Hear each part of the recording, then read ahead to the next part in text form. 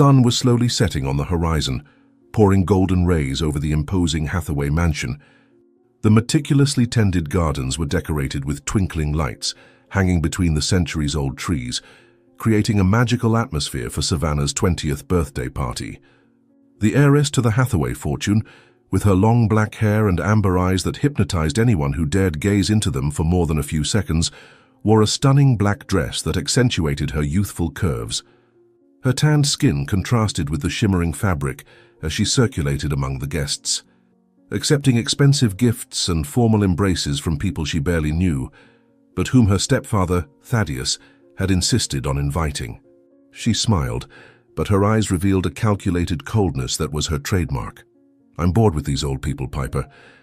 We need to liven up this party before I die of boredom at my own birthday," Savannah whispered to her closest friend, while pretending interest in what a corpulent businessman was saying about his recent acquisitions. The mansion pulsed with loud music, performed by an orchestra specially hired for the occasion. Savannah had demanded the best of everything. The canapés were prepared by a renowned French chef, the drinks were imported from the world's finest wineries, and even the flowers decorating the venue came from exclusive gardens across the ocean. Her stepfather, Thaddeus Blackwood, a tall and intimidating man in his 50s, with perfectly groomed grey hair and an impeccably tailored suit, observed it all with approval. He had organized the party not so much out of love for his stepdaughter, but to showcase his wealth and power to the important guests who could benefit his business endeavors. Your wife, Imogen, Savannah's mother, was absent as usual, claiming one of her frequent migraines, although everyone knew she preferred the solitude of her room to the falsity of social events. "This party is a success, don't you think? Your mother would be proud if she could come down," commented Thaddeus, approaching Savannah with 2 glasses of champagne. "Let's toast to your future, which promises to be as bright as this night." The illuminated pool in the center of the garden reflected the colored lights dancing to the rhythm of the music. Young people of the same age as Savannah, children of the local elite, dove and laughed, splashing water onto the marble edges, unconcerned about their expensive outfits. Other guests conversed in small groups, exchanging gossip and making business disguised as casual conversations. Waiters in impeccable white uniforms circulated discreetly with silver trays, offering drinks and elaborate appetizers. Among them, almost invisible to most of those present, moved Gideon Mercer, a 60-year-old man with a face marked by decades of hard work. His tired but still perceptive eyes observed everything attentively as he ensured that nothing was lacking for the guests. He had been with the family for over 30 years, had seen Savannah being born and growing up, transforming from a sweet child into the arrogant young woman she was today. He had served her faithfully, even when she began to treat him with disdain after Thaddeus's arrival at the house 7 years ago. "Gideon, when you're done with those drinks, check if there's more ice in the kitchen. It seems these guests are insatiable," ordered the head butler, without looking directly at the old servant. The music changed to something more upbeat, and Savannah, slightly drunk after several glasses of champagne, dragged her friends to the center of the garden. They formed a circle, dancing and laughing loudly, attracting everyone's attention. The young men watched Savannah with evident desire, something she noticed and appreciated. Her ego inflated with every look of admiration or envy she received. She was the center of attention, exactly how she liked it. The alcohol in her blood made her bolder, even crueler. Her eyes roamed the party, searching for something or someone to entertain her growing boredom. "I need something to liven up this party," Savannah shouted, twirling with her arms open. "Anyone have any fun ideas?" Gideon quietly approached the group, carrying a tray with more champagne flutes. His simple but clean uniform contrasted with the luxurious attire of the guests. He kept his eyes lowered, focused on his work, trying to be invisible as he knew he should be. Years of experience had taught him to anticipate the needs of the masters and guests without being noticed. His weathered hands gripped the tray firmly as he balanced among the drunken youths dancing without paying attention to who was around them. "Look who's here, old Gideon, with more drinks for us," Savannah exclaimed, indicating the servant with an exaggerated gesture. "Come on, Gideon, show some excitement. It's my birthday." The illuminated garden suddenly fell silent when Savannah approached Gideon. Her friends followed her, curious about what she planned to do. Thaddeus watched from a distance, a thin smile on his lips, with no intention of interfering with whatever his stepdaughter was about to do. Gideon remained motionless, the tray still raised, his face a mask of resignation. He had witnessed many of these moments over the years, especially since Savannah had entered her teenage years and started to follow her stepfather's example in how she treated the employees. "Miss Savannah, would you like more champagne?" Gideon asked respectfully, trying to divert the young woman's attention. Savannah smiled, a smile that didn't reach her eyes. She took a glass from the tray and raised it in a theatrical toast. "To Gideon, the longest-serving employee of this house who will probably be serving drinks until he drops dead. Isn't that right, old man?" Her friends laughed, encouraging her to continue. The alcohol had diminished any restraint she might have had, though these were minimal even when she was sober. Savannah had always known she could do whatever she wanted without real consequences. Her stepfather made sure of that. "I'm here to serve, ma'am," Gideon replied calmly, swallowing his pride as he had countless times before. The night wore on, and the party reached its peak. Laughter echoed through the mansion's gardens as loud music drowned out any possibility of normal conversation. Savannah, surrounded by her equally privileged and reckless group of friends, seemed to constantly seek new forms of entertainment.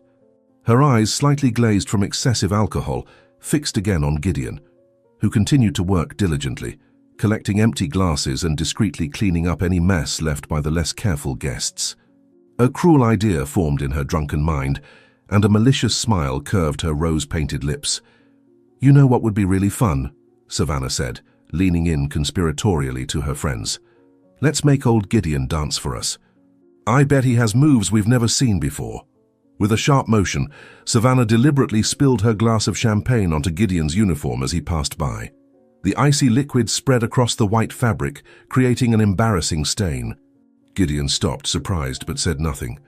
His eyes briefly met Savannah's, and in them was not anger but a deep sadness that for a fleeting moment made something inside her falter. However, his friends' laughter quickly smothered any spark of remorse. "Oh, sorry, Gideon. How clumsy of me," Savannah exclaimed with feigned concern, winking at her friends. "I think you need to clean up. But wait, I have a better idea." In an instant, what started as a minor humiliation turned into something far worse. Savannah whispered something to Piper, who quickly disappeared and returned moments later carrying a bucket. With a theatrical motion, Savannah took the bucket from her friend's hands and, before anyone could intervene, though no one seemed inclined to do so, dumped its contents over Gideon. The viscous yellow paint dripped down the old servant's face and clothes, permanently staining his white uniform and dripping onto the polished marble floor. "Now you're ready for the party," Savannah shouted, as her friends applauded and laughed uncontrollably. "Yellow suits you, Gideon. It matches my dress too." The entire garden seemed to freeze for a moment, with all eyes on the scene. Some of the older guests looked uncomfortable, but no one said a word. Thaddeus, from his privileged spot, merely raised an eyebrow slightly before returning to his conversation, as if the incident didn't deserve his attention. Gideon remained motionless, the paint dripping down his wrinkled face, staining the floor under the colorful party lights. "I think I should excuse myself to clean up with your permission," Gideon finally said, his voice surprisingly steady despite the humiliation. Savannah dismissively waved him off, already losing interest now that her act of cruelty was complete. "Of course, but don't take too long, there are still glasses to collect and guests to serve." With impressive dignity for someone covered in paint, Gideon crossed the garden towards the back of the mansion. Some of the younger employees looked at him with sympathy, but quickly averted their gaze, fearing they would become the next targets of Savannah's cruel humor. The party continued as if nothing had happened, the loud music drowning out any murmurs of disapproval that might have arisen. "Don't you think that was a bit too far?" asked one of Savannah's friends, the only one who seemed slightly disturbed by the incident. Savannah rolled her eyes, irritated. "Please, he's just an employee. That's what he's paid for. Besides, I'm sure he's seen worse in the years he's been here." In the small back room that served as the staff changing room, Gideon tried to wipe the paint off his face and hands with a damp cloth. The cracked mirror on the wall reflected a tired man, with eyes that had seen too much during a life of servitude. His hands trembled slightly as he removed his ruined uniform. The paint had seeped into the fabric and his skin, leaving it with a yellowish tinge that wouldn't easily come off. "One day, Miss Savannah, one day you'll learn that your actions have consequences," Gideon muttered to himself, his voice little more than a whisper. With careful movements, despite his trembling hands, Gideon opened a small hidden compartment in his old locker and retrieved an oxidized silver locket. He opened it carefully, revealing a faded photograph of a young, smiling woman. Imogen, Savannah's mother, decades ago, before her marriage to Thaddeus, before the sadness that now dominated her eyes. Next to the photo, folded several times to fit in the small space, was a document that he unfolded with reverence. It was a fragment of a will, clearly showing Imogen's name and a statement of ownership that completely contradicted what Thaddeus had led everyone, including Savannah, to believe. "The truth will come out, madam. It's only a matter of time," Gideon whispered, running his ink-stained fingers over the scrap of paper as if it were a sacred relic. "And when that time comes, perhaps Miss Savannah will finally see who truly stands by her side and who betrays her." Carefully, Gideon replaced the locket in its hiding place, ensuring it was well concealed. He changed clothes, donning the spare uniform he always kept for emergencies. His dignity would not allow him to fail to return to the party and fulfill his duties, regardless of the humiliation he had suffered. The ink still stained parts of his skin and had lodged under his nails, but he was presentable enough to continue his work without attracting further unwanted attention. "Time is the only true judge in this life," Gideon reflected, straightening his posture before returning to the garden where the party raged on in full swing. "And time, Miss Savannah, will not be kind to those who mistreat others." Back in the garden, Savannah had already found another source of entertainment and seemed to have completely forgotten the incident with Gideon. Her laughter echoed through the night, carefree and cruel, as the party carried on until the early hours of the morning. 5 years passed like a breath. Savannah stepped out of the black car that had brought her from the airport and observed the mansion she had abandoned for 3 months while exploring the European capitals. Her tanned skin contrasted with the turquoise-blue dress she wore, and her now shorter hair framed a face that had lost some of its youthful arrogance but maintained its characteristic haughtiness. The driver removed the designer suitcases from the trunk as she climbed the main entrance steps, feeling uneasy about the silence that hung over the property. Normally, her mother would be at the door to welcome her, eager to hear stories about Paris, Rome, and Madrid. However, only the new butler awaited her with a solemn expression that immediately alerted Savannah that something was wrong. "Welcome, Miss Savannah. Mr. Thaddeus has requested that I inform you that he is waiting for you in his office as soon as you arrive," said the butler with a formal bow. "He mentioned that there are urgent matters to discuss with you." The interior of the mansion seemed colder and darker, despite the sun shining outside. Savannah left her purse on the marble console in the hall and headed straight to her stepfather's office, her high-heeled sandals echoing down the polished floor corridor. An uncomfortable feeling grew in her chest. During her trip, she had spoken to her mother only twice on the phone, and on both occasions the conversation had been brief and superficial. Thaddeus had strictly controlled access to his wife, claiming that Imogen was indisposed and needed rest. At the time, Savannah had not given it much importance, too absorbed in her own pleasures to notice the signs that something was not right. "Thaddeus, where is my mother? Why didn't she come to greet me?" Savannah asked, entering the office without knocking. "I tried calling her throughout the entire flight, but the phone just went to voicemail." Thaddeus Blackwood rose slowly from his leather armchair, wearing the same calculated demeanor as always. His cold eyes analyzed his stepdaughter for a moment before offering a smile that didn't reach his gaze. On his desk, various papers were scattered, documents and forms with official stamps that Savannah couldn't identify from where she was standing. Thaddeus gestured for her to sit down, pouring himself a glass of whiskey without offering her anything, a clear sign that the conversation wouldn't be a pleasant one. The office, decorated with dark wood and books that had never been read, felt more oppressive than ever. "Savannah, I'm afraid something serious has happened while you were away," Thaddeus began, carefully measuring his words. "Your mother suffered a severe nervous breakdown 2 weeks ago. The doctors call it an acute psychotic episode. She began having hallucinations, saying nonsensical things, accusing people of absurd conspiracies. It was truly disturbing. The news hit Savannah like a physical blow. She abruptly stood up, knocking over the chair she had been sitting on.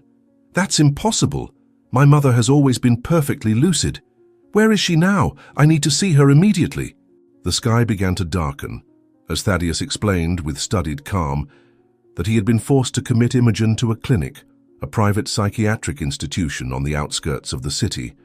According to him, the specialist had diagnosed her with severe paranoia that required intensive treatment and isolation. Savannah listened in a state of shock, trying to process how her mother, always so balanced despite her constant sadness, could have succumbed to such a condition without showing any prior signs. The rain began to fall outside, as if the very sky wept with the revelation. "I don't believe a word of what you're saying," said Savannah, looking at Thaddeus with growing suspicion. "Why didn't you call me immediately? Why did you wait for me to return to tell me something so serious?" Thaddeus maintained his composure, but his eyes revealed growing irritation. "I didn't want to ruin your trip with news that you couldn't help resolve anyway. The doctors were clear. She needs absolute tranquility. Visits, especially from close family members, can trigger new episodes. I'm just following medical advice." Without waiting for further explanation, Savannah grabbed her car keys and stormed out of the mansion. The rain was pouring hard when she got into her blue convertible and accelerated through the property gates, determined to reach the clinic as soon as possible. During the drive, her hands trembled on the steering wheel as images of her mother invaded her mind. Imogen had always been reserved and melancholic, especially after her marriage to Thaddeus, but had never shown any signs of mental instability. Over the years, Savannah had chosen to ignore her mother's sadness, preferring to immerse herself in her own privileged life rather than face the complexities of Imogen and Thaddeus's relationship. Now, a feeling of guilt consumed her. How could I have been so blind, so selfish? She was silently asking for help all these years, and I simply refused to see it, Savannah murmured to herself, as tears mixed with the rain seeping in through the partially open convertible top. The clinic loomed against the grey sky, an imposing old stone building with tall windows and ornate bars that barely disguised its true purpose of containment. Savannah parked hastily and ran to the reception desk, ignoring the fact that she was completely drenched. The receptionist, a woman with an impenetrable expression, listened to her desperate plea to see Imogen Hathaway with polite indifference before consulting the computer in front of her. The lobby of the clinic was impeccably clean and decorated with plants and serene paintings, attempting to mask the reality of the treatments occurring beyond the security doors. "I'm sorry, ma'am, but patient Imogen Hathaway is on the restricted visitors list," the receptionist informed, without showing any emotion. "Only her husband, Mr. Thaddeus Blackwood, is authorized to visit her, and even then only during specific hours determined by the attending physician." Savannah pounded the desk forcefully, drawing disapproving looks from the security guards. "This is an outrage. I'm her daughter. I demand to see her right now. I want to speak with the doctor in charge of her case immediately." After a heated argument, Savannah was finally ushered into Dr. Ellington's office, a middle-aged man with thin-framed glasses and a grave expression. His office was Spartan, with only a black leather couch, a desk, and shelves filled with medical books. He listened patiently as Savannah demanded explanations about her mother's condition and the reason for the visitor restrictions. The doctor kept his hands folded on the desk, responding with carefully crafted sentences that seemed rehearsed. "I understand your concern, Ms. Savannah, but you need to understand that your mother is in a very delicate state," Dr. Ellington explained, adjusting his glasses. "The paranoid condition she is exhibiting includes specific delusions involving family members. Your presence at this time could provoke a significant setback in the treatment we are implementing." Savannah leaned forward, her eyes fixed on the doctor's.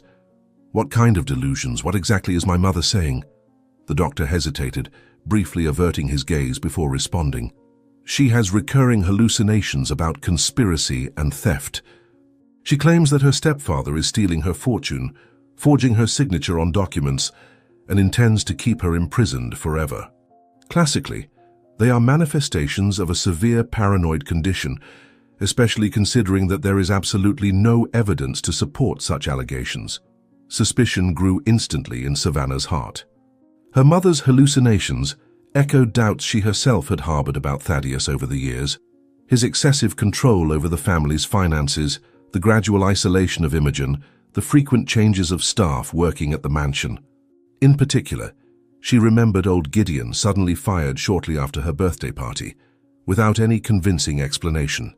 At the time, Savannah was too busy with her own life to question the decision, but now the pieces were starting to connect in a disturbing way. "Doctor, I need to see my mother, even if it's just for 5 minutes," Savannah insisted, this time in a more controlled tone. "I promise not to disturb her or mention anything that might upset her. I just need to see with my own eyes that she's all right." The doctor sighed heavily, consulting his watch as if growing impatient. "Unfortunately, that will not be possible, Mr. Blackwood has left explicit instructions, and as Imogen's legal guardian, his decisions must be respected. If you wish to contest this, I suggest you seek the appropriate legal means." Frustration and anger simmered inside Savannah as she was politely but firmly escorted out of the office. As she passed through the clinic's corridors, she tried to look through the small windows of the doors, hoping to catch a glimpse of her mother, but the guards kept her away.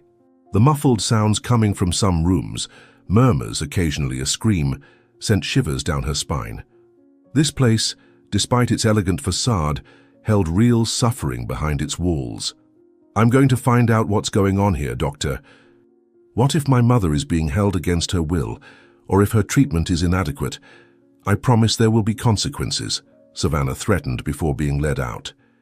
The rain had subsided to a fine drizzle when Savannah finally exited the clinic, defeated for now but far from giving up.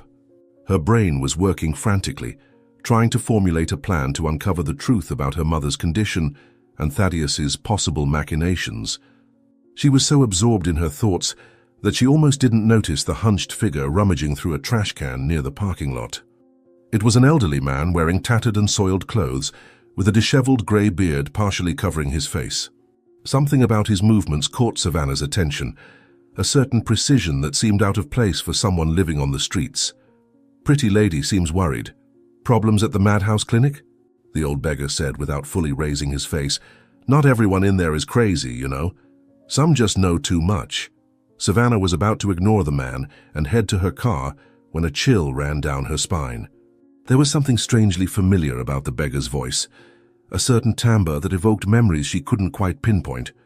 Deciding to follow her instinct, she turned to face him directly, trying to see beyond the grime and beard obscuring his features.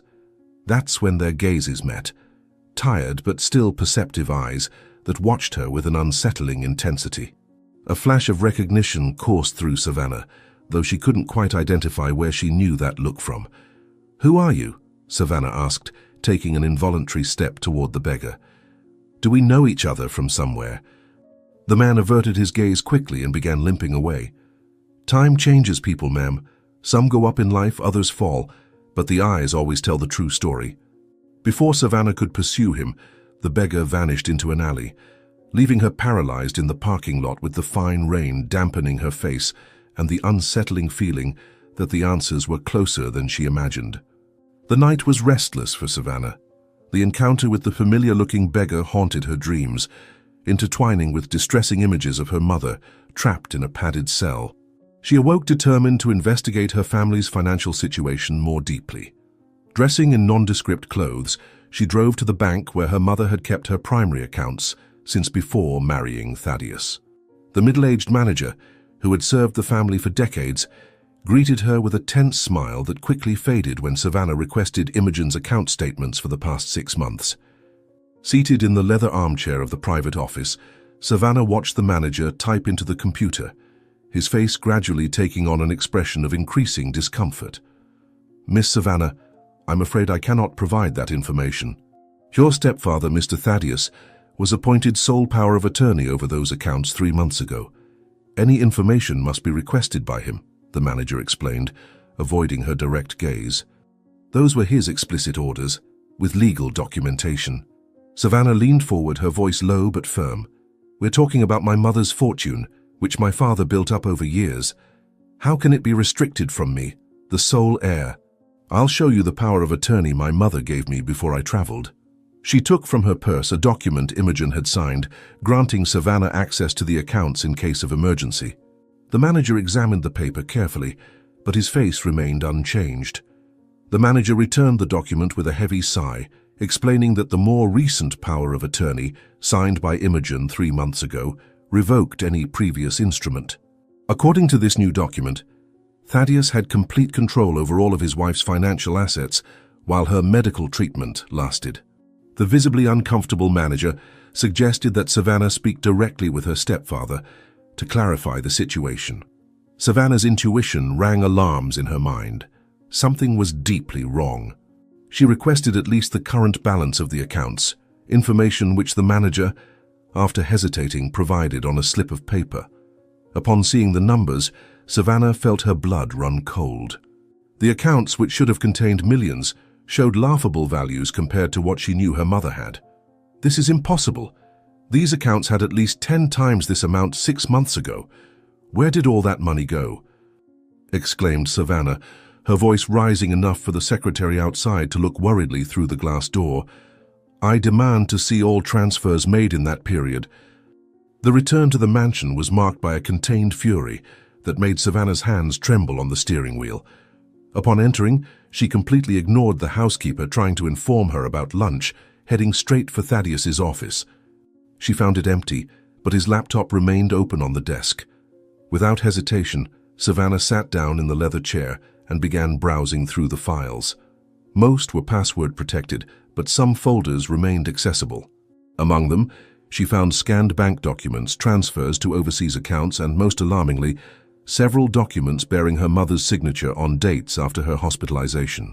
Savannah examined the signatures carefully. They were nearly perfect, but slight inconsistencies jumped out to anyone who knew Imogen's handwriting well. Her breathing quickened when she found a particular document, the transfer of ownership of the beach house, her paternal grandfather's inheritance, to a company whose sole owner was Thaddeus. Damn him! He's systematically stealing everything, forging signatures and using her hospitalization as cover, Savannah muttered to herself, quickly copying some of the files onto her flash drive. Mom was right all along. They weren't delusions. The sound of footsteps in the hallway alerted Savannah, who quickly closed the files and stood up from the chair, pretending to look out the window when Thaddeus entered the office. He paused momentarily at the door, his shrewd eyes assessing the situation before fully entering. Dressed in his impeccable suit as always, he smiled with false cordiality, though his eyes remained cold and calculating. Savannah felt the flash drive weigh heavy in her pocket, like a bomb about to explode. She needed to keep her composure long enough to get out of there with the evidence. Savannah, what a surprise to find you in my office. Were you looking for me for something specific? Thaddeus asked, approaching the desk and subtly noticing that his laptop had been moved a few inches from its original position. I hope you're not making yourself at home using my things without permission. Savannah decided to confront him directly, calculating that an attack would be the best defense. I was at the bank today, Thaddeus. My mother's accounts have been systematically drained over the past few months. Millions have disappeared. The manager says you have a power of attorney signed by her after her hospitalization. How is that possible if she's sedated and isolated? The atmosphere in the office instantly turned icy. Thaddeus kept his expression controlled, but a muscle pulsed in his jaw, betraying his irritation. With deliberate movements, he walked over to the bar in the corner of the room, poured himself a whiskey and took a long sip before responding. His eyes never left Savannah, like a predator assessing the right moment to pounce. The silence dragged on long enough to make any ordinary person uncomfortable, but Savannah held firm, holding his gaze. Your mother's treatment is extremely expensive, Savannah. We're talking about a high-end private clinic with the best specialists in the country. Additionally, we've had to undergo experimental treatments that aren't covered by insurance, Thaddeus finally responded, his voice controlled but with an edge of threat. As for the power of attorney, it was signed before the acute episode when your mother still had lucid moments. I suggest you stop fantasizing about conspiracies before you start sounding as paranoid as Imogen. The veiled threat about her mother's mental state did not go unnoticed by Savannah. Funny you should mention that because I spoke with her doctor yesterday. You know what the content of her supposed delusions is? That you're stealing her fortune and forging her signature. Curious coincidence, don't you think? Savannah took a step forward, defiant. I want my mother transferred to another clinic immediately, with doctors chosen by me. And I want a full audit of all accounts and businesses. Thaddeus's smile vanished completely, replaced by an expression of controlled fury that distorted his usually composed features. With a swift motion, he set the glass down forcefully on the table, causing the amber liquid to splatter at the edges. Savannah didn't flinch, though her heart pounded rapidly against her chest. She knew Thaddeus's temper well when crossed, but she had never so directly challenged him before.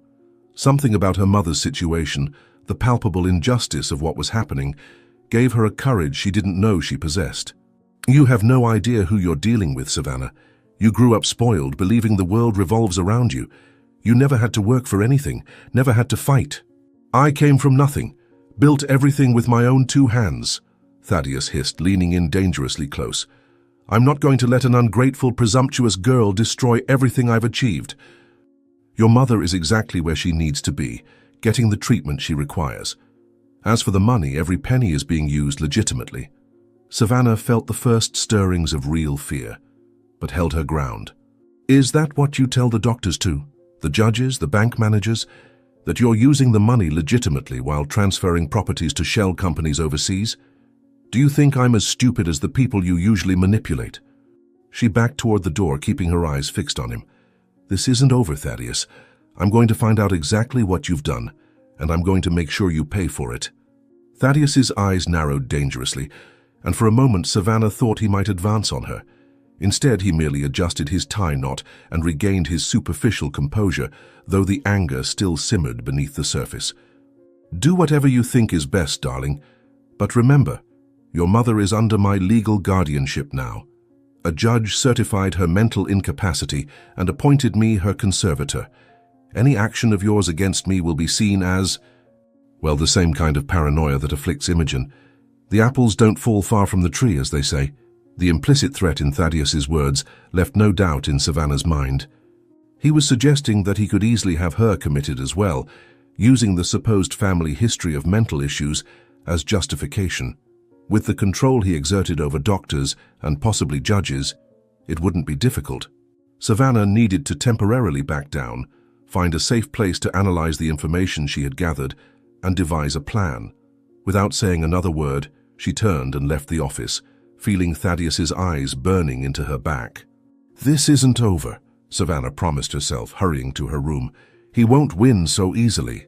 The next day, Savannah woke up early, determined to find more evidence before Thaddeus could hide it. She knew he usually left for meetings on Wednesday mornings, which would give her a few hours of free access to the office. She waited patiently until she saw his car leave the property, and then stealthily made her way there. This time she went straight to the hidden safe behind a painting, a hiding place she had accidentally discovered years ago. It took her several attempts to crack the combination, testing important dates Thaddeus might use. Finally, with the founding date of his main company, the safe clicked open satisfyingly. Inside, she found meticulously organized folders containing even more incriminating documents. Bank transfers, altered deeds, and, most shockingly, a medical report indicating her mother was being kept constantly sedated, completely contradicting the supposed treatment for recovery. Savannah photographed every page with her phone, her hands shaking with indignation. How could he do this, keeping her drugged just to be able to control her fortune? That's inhumane, Savannah murmured, feeling tears of rage burn her eyes. I have to get her out of that place before it's too late. So absorbed was she in her discovery that Savannah didn't hear the office door open. She only realized she was no longer alone when Thaddeus's shadow fell over her. Turning sharply, she found him standing at the doorway, his face a mask of contained fury. Next to him was a man she recognized as the mansion's head of security, a former police officer with an impassive expression. Savannah's heart pounded painfully against her chest as she tried to hide the cell phone in her pocket, but the movement didn't go unnoticed by Thaddeus. It seems my dear stepdaughter decided to practice breaking and entering today. Impressive, Savannah, truly impressive, Thaddeus said, his voice dangerously calm, contrasting with the fury in his eyes. What do you think you're doing, messing with my private safe? Savannah raised her chin defiantly. Looking for the truth. And I found more than I expected. You're deliberately drugging my mother. The medical report makes that clear. Continuous sedation without therapeutic need. That's criminal, Thaddeus. And I have it all documented now. Thaddeus advanced slowly across the office, his steps measured and menacing. With a gesture, he dismissed the security guard who left, closing the door behind him. The click of the lock sounded like a sentence to Savannah, who was now completely alone with a man whose moral limits she was beginning to realize were non-existent. Still, she stood her ground, refusing to show the fear growing inside her. She needed to leave with the evidence at any cost. You've always been a smart girl, Savannah. Perhaps too smart for your own good. I see now that I underestimated you, said Thaddeus, circling her like a wolf surrounding its prey. But you still have much to learn about how the world truly works. Your mother never knew how to manage the fortune your father left behind. She was squandering it all on charity and useless projects. I simply took control to ensure the estate would be preserved and expanded. Savannah backed away, trying to keep her distance while searching for an escape route. You mean stolen? Everything my father built, everything that should have been preserved for my mother and me. You've been diverting into your own accounts, using her illness as an excuse, an illness you caused yourself. Thaddeus's smile had something predatory about it as he approached the desk and casually opened a drawer. Do you know what your problem is, Savannah? You still think like a child, seeing the world in black and white, good and evil. Business is more complicated than that. Sometimes difficult decisions need to be made for the greater good. He pulled a small pill bottle from the drawer, shaking it suggestively. Your mother had her own demons long before she met me. The depression, the anxiety. I merely found a way to keep those issues under control while tending to the family's affairs. Savannah's eyes fixed on the bottle, a chill running down her spine. What are you implying? That you intend to drug me too? Lock me away somewhere like you did with my mother? Her voice betrayed her fear for the first time, though she tried to maintain her composure. People will notice my disappearance. I'm not a recluse like her. I have friends, contacts. Thaddeus laughed, a cold and calculated sound containing no trace of real humor. Friends? Those parasites who only come around because of your money. They'd barely notice if you disappeared on one of your frequent trips abroad. He stepped closer, now only a few paces away. But don't worry, I don't intend to repeat the same strategy. I've learned there are more efficient ways of dealing with problems like you.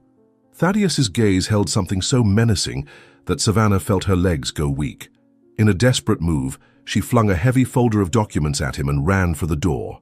Her hands were shaking so badly she could barely turn the handle, but she finally managed to open it and stumbled out into the hallway. Behind her, she heard Thaddeus's footsteps rapidly advancing. Running down the hallway toward the main staircase, Savannah felt the weight of the phone with the evidence in her pocket. She had to get out of the mansion with that proof, no matter the cost. You can run, Savannah, but you have nowhere to go. This house, this country, everything here answers to me, Thaddeus shouted, his voice echoing off the mansion walls. Even if you manage to get out of here, what will you do? Who will you turn to? The doctors will say you're having a psychotic break, just like your mother. Savannah managed to reach the front door and burst outside, running toward her car parked in the circular driveway. Her hands were shaking so badly she could barely fit the key into the ignition. Looking in the rearview mirror, she saw Thaddeus standing in the mansion doorway, no longer pursuing her but watching with a calculating expression that was even more terrifying than his earlier rage. Finally, the engine turned over, and she sped away, her heart still pounding frantically against her chest. As she drove aimlessly through the city, trying to organize her thoughts and decide on her next move, Savannah's phone rang. It was Thaddeus. For a moment, she considered ignoring the call, but something told her she needed to hear what he had to say. With the car parked on a side street, she answered the call, putting it on speakerphone. Do you really think you can defy me and get away with it, Savannah? Thaddeus's voice sounded calm, almost friendly, which made it even more threatening. I want you to know that I've finally found a solution for your rebellious behavior. A way to put you in your proper place once and for all. Come home by tomorrow and accept things as they are, or find out for yourself what happens to those who try to stand up against me. Before Savannah could respond, Thaddeus ended the call, leaving her alone with her quickened breathing and the threat hanging like a toxic cloud. What did he mean by putting her in her proper place? The tone of certainty suggested Thaddeus had a specific plan to break her definitively. "I won't let you win," Savannah whispered, tears of anger streaming down her face. "I'll get my mother out of that clinic and expose you no matter what it takes." Savannah spent the night in a discreet hotel, fearing to return to the mansion after Thaddeus's explicit threat. She obsessively reviewed the photos and documents on her phone, planning her next move, when a text message arrived from an unknown number. "Come home immediately. Your mother has suffered a complication. Urgent." Panic gripped her instantly. Was it true or just a trap from Thaddeus to lure her back? After several failed attempts to call the clinic, unable to get any information, Savannah decided to take the risk. She arrived at the mansion just before dawn, finding Thaddeus impeccably dressed in the entrance hall, as if he had been waiting for her for hours, with no sign of having slept. "Where's my mother? What happened to her?" "Get dressed in something presentable. We're leaving in 20 minutes, Savannah demanded, still at the door, ready to flee if necessary. "If this is just a trick to get me to come back, I swear I'll go straight to the police with everything I've uncovered." Thaddeus smiled, a cold smile that didn't reach his eyes. "Your mother is perfectly fine, under the circumstances. But you and I have an outstanding matter that needs to be resolved today." The tone left no room for discussion, and something in Thaddeus's eyes made Savannah obey, though every fiber of her being screamed for her to flee. She quickly went upstairs to her room, making sure to lock the door as she changed from jeans and a t-shirt into a simple dress and comfortable shoes, preparing for any eventuality. She hid her cell phone with the evidence in a secret compartment of her purse, nervously checking if it still had enough battery power. She would need that proof, regardless of what Thaddeus was planning. Looking at herself in the mirror, she noticed how much her face had changed in just 2 days. Her eyes were marked by deep circles, her expression hardened by worry and fear. She no longer looked like the frivolous and carefree young woman who had returned from her trip. "Whatever he's planning, I won't let myself be intimidated," she whispered to her reflection, straightening her shoulders. "For my mother, for everything he stole from us, I'll face him." The drive in Thaddeus's car was silent and oppressive. He drove with mechanical precision, keeping his eyes fixed on the road, while Savannah watched the streets gradually become more dilapidated as they moved away from the elegant neighborhoods. They passed through commercial avenues, then middle-class residential areas, and finally entered a visibly impoverished district. The building facades were peeling, trash accumulated in some corners, and the few people on the sidewalks seemed weighed down by the burden of difficult lives. Savannah felt a knot form in her stomach. She had never been in this part of the city before. Thaddeus finally parked near a desolate square surrounded by closed shops with "for rent" signs and buildings with broken windows. In the center of the square, about a dozen people in clearly miserable conditions occupied benches or simply sat on the ground, some with belongings piled in shopping carts or plastic bags. "Why did you bring me here?" Savannah asked, refusing to leave the car. "Is this some kind of twisted moral lesson? Do you want to show me how life can be hard? Believe me, I've already gotten the message." Thaddeus turned off the engine and turned to face her, his face lit by a smile that made Savannah's blood run cold. "Oh, it's much more than a lesson, dear. It's a sentence. Come with me, there's someone I want you to meet, or rather, someone I want you to marry." The shock made Savannah choke, unable to process what she had just heard. "Marry? Who?" Before she could protest, Thaddeus got out of the car and opened the passenger door with false courtesy, firmly grabbing her arm to force her out. The grip was tight enough to leave marks, but not so obvious that someone from the outside would notice anything beyond a man helping a woman out of the car. Savannah was practically dragged to the center of the square, panic growing with every step. The beggars looked up as they approached, some automatically extending their hands for alms, others simply watching with vacant or distrustful expressions. The contrast between Thaddeus and Savannah's elegant attire and the surrounding misery was glaring. "Have you completely lost your mind?" Savannah hissed, trying to free her arm from his iron grip. "What are you talking about? What absurd story is this about marriage?" Thaddeus ignored her protests, his eyes scanning the square like a hunter seeking the perfect prey. Finally, his gaze settled on a particularly ragged man sitting alone in a corner, partially hidden by the shadows of a scrawny tree. Even from a distance, it was possible to see that he was an elderly man, with long unkempt beard and hair, dirty and torn clothes, and a distant look that suggested years of deprivation.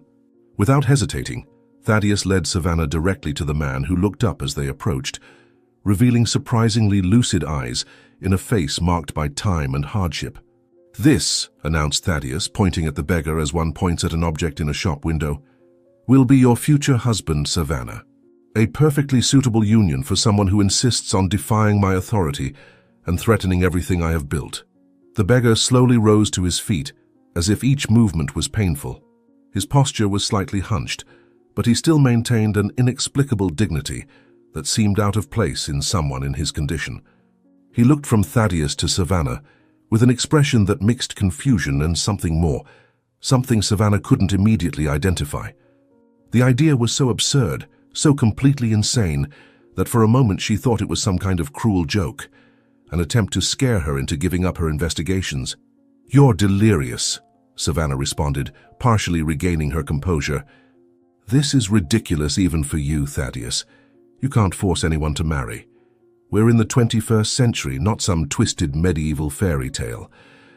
Thaddeus smiled, leaning in to speak into Savannah's ear, his voice low enough that only she could hear. "I can and I will. Unless, of course, you'd prefer to see your dear mother transferred to an asylum abroad, in some country where I have enough contacts to ensure you never find her again. I imagine she wouldn't last long under intensive care. And as for you, well, accidents happen every day. Rich young women disappear at parties, drown in pools, overdoses are so common." The blood drained from Savannah's face as the reality of the situation became clear. This was no bluff. Thaddeus fully intended to force her to marry this beggar as a form of public humiliation, a punishment for uncovering his crimes and daring to defy him. It would be her word against his, and with the control he wielded over doctors, judges, and even the local police, who would believe her? The situation seemed like a nightmare, but the firmness in Thaddeus's gaze left no doubt as to his determination. "This is madness. Why would you do such a thing? What do you gain from such an elaborate humiliation?" Savannah asked, her voice now a trembling whisper. "Can't you simply dispose of me the way you did with my mother? Have me committed somewhere too?" Thaddeus observed the beggar for a moment, as if appraising merchandise, before turning his attention back to Savannah. "I could, of course, but that would be too quick, too easy. You need to learn a lesson you'll never forget. The wedding will take place in 3 days. It will be a small ceremony, of course, just to formalize the situation. After that, well, I'll leave it up to you whether you want to live with your new husband here in the square or prefer to behave and accept my terms." The beggar remained silent, watching the interaction with an expression Savannah found increasingly disturbing. There was something in his eyes, an intelligence, an understanding of the situation that seemed incongruous with his condition. For a brief moment, Savannah felt like she had seen those eyes before, but the memory eluded her, obscured by the panic and emotional overload of the past few days. Thaddeus finally released her arm, confident that she was shocked enough not to try to escape, and approached the beggar. "You, what's your name?" Thaddeus asked, his tone clearly indicating that he considered the man little more than an object. "I need your full name for the marriage documents." The man hesitated for a moment, his eyes briefly meeting Savannah's before answering. "Gideon." "Gideon Mercer," he replied in a hoarse voice, as if it weren't used often but still strangely articulate for someone in his situation. The name sparked a flash of recognition in Savannah. Gideon Mercer, the former servant of the mansion, the man she had so cruelly humiliated at her birthday party years ago, throwing paint on him while everyone laughed. The same man Thaddeus had suddenly fired without explanation shortly after. But it couldn't be the same. Or could it? She looked more closely at the beggar's face, trying to see beyond the thick, dirty beard, the tangled hair, the sun-beaten and street-worn skin. It was hard to be sure, but something in those eyes, the way he watched her, made her heart race with the possibility. "Perfect," said Thaddeus, showing no sign of recognition. "Mr. Mercer, I'm offering my stepdaughter's hand in marriage. along with a small sum that will allow you to have slightly better living conditions. All you need to do is show up at the registry office on the scheduled date and sign the papers. It's a simple deal, don't you think? Gideon looked directly at Thaddeus and then slowly transferred his gaze to Savannah. There was something calculated in his movements, as if he were carefully evaluating the situation before responding. To Savannah's surprise, he nodded, accepting the proposal with a dignity that seemed completely out of place in that setting. "Yes, sir, I will attend," he simply replied, his voice firmer now. "I have never refused an opportunity to improve my situation, however, unusual it may be." Thaddeus smiled triumphantly, clearly pleased with the quick acceptance. "Excellent. My assistant will come to collect you on the morning of the wedding. Make sure you are here in the same place. There will be unpleasant consequences if you decide to disappear." Savannah felt trapped in a kind of surreal nightmare. The world around her seemed distorted, unreal. How had she reached this point? Just a few days ago, she was returning from a carefree trip through Europe, and now she was about to be forced into a marriage with a beggar as punishment for having discovered her stepfather's crimes. She looked at Gideon again, desperately trying to find some sign that he was truly the former employee, some indication that there was more to this situation than it appeared. "This is madness," Savannah murmured, her voice trembling. "I won't do it. I'd rather run away, disappear completely. You can't force me to attend the ceremony." Thaddeus grabbed her arm again, his fingers digging painfully into her skin as he pulled her closer. "You can try to run away, of course, but remember that I have your mother, and I can ensure she suffers the consequences of your choices. Furthermore, I have enough resources to find you wherever you go. This world is surprisingly small for someone with my connections." The threat hung in the air like a toxic cloud. Savannah knew Thaddeus wasn't bluffing. He would really use her mother as leverage, and probably had means to find her if she tried to escape. She felt completely cornered, without viable options. Thaddeus began dragging her back to the car, satisfied with the result of his cruel plan. Savannah cast one last desperate look at Gideon, who remained motionless, watching her being taken away. That's when it happened, a moment so brief it could have easily gone unnoticed.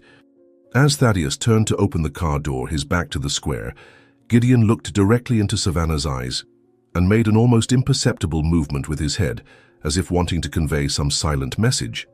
His eyes, previously dull and distant, shone with an intensity that confirmed Savannah's suspicions. There was more to this man than he appeared, and he seemed to want her to know that.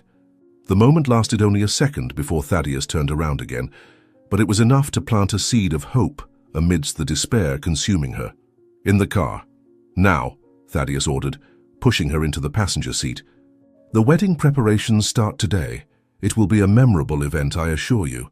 As the car drove away from the square, Savannah looked through the rearview mirror, seeing Gideon's solitary figure diminish with distance. A whirlwind of emotions and contradictory thoughts took over her mind.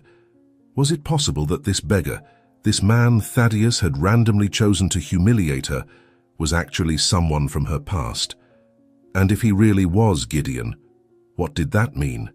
Would he be willing to help her, despite the cruel treatment he had received at her hands years ago? Or would he merely be playing along with Thaddeus, waiting for his chance at revenge against the young woman who had humiliated him? "You'll regret this, Thaddeus," Savannah said, her voice low but firm. "Somehow you're going to pay for everything you've done." Thaddeus merely laughed, a cold and empty sound. "Accept reality, Savannah. I've won. In 3 days you'll be Mrs. Mercer, a beggar's wife. What poetic justice for someone who always treated others like trash." The car proceeded towards the mansion, while Savannah's mind worked feverishly, clinging to Gideon's meaningful glance as the sole thread of hope amidst the darkness. The night was endless for Savannah.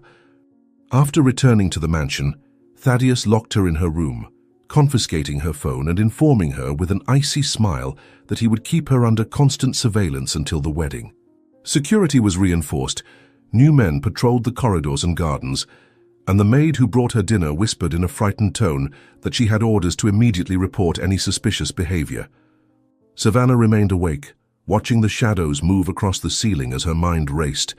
Gideon's glance in the square wouldn't leave her thoughts. There was a message there, a connection she needed to explore. The first glimmers of dawn had barely broken when she made her decision. She needed to see her mother, regardless of obstacles, and then find Gideon again. "Thaddeus may have taken my phone, but not my determination," murmured Savannah as she examined the window of her room, calculating the distance to the ground. "If he thinks I'm going to resign myself to this absurd fate, he doesn't know me at all." Escaping the mansion required patience and ingenuity.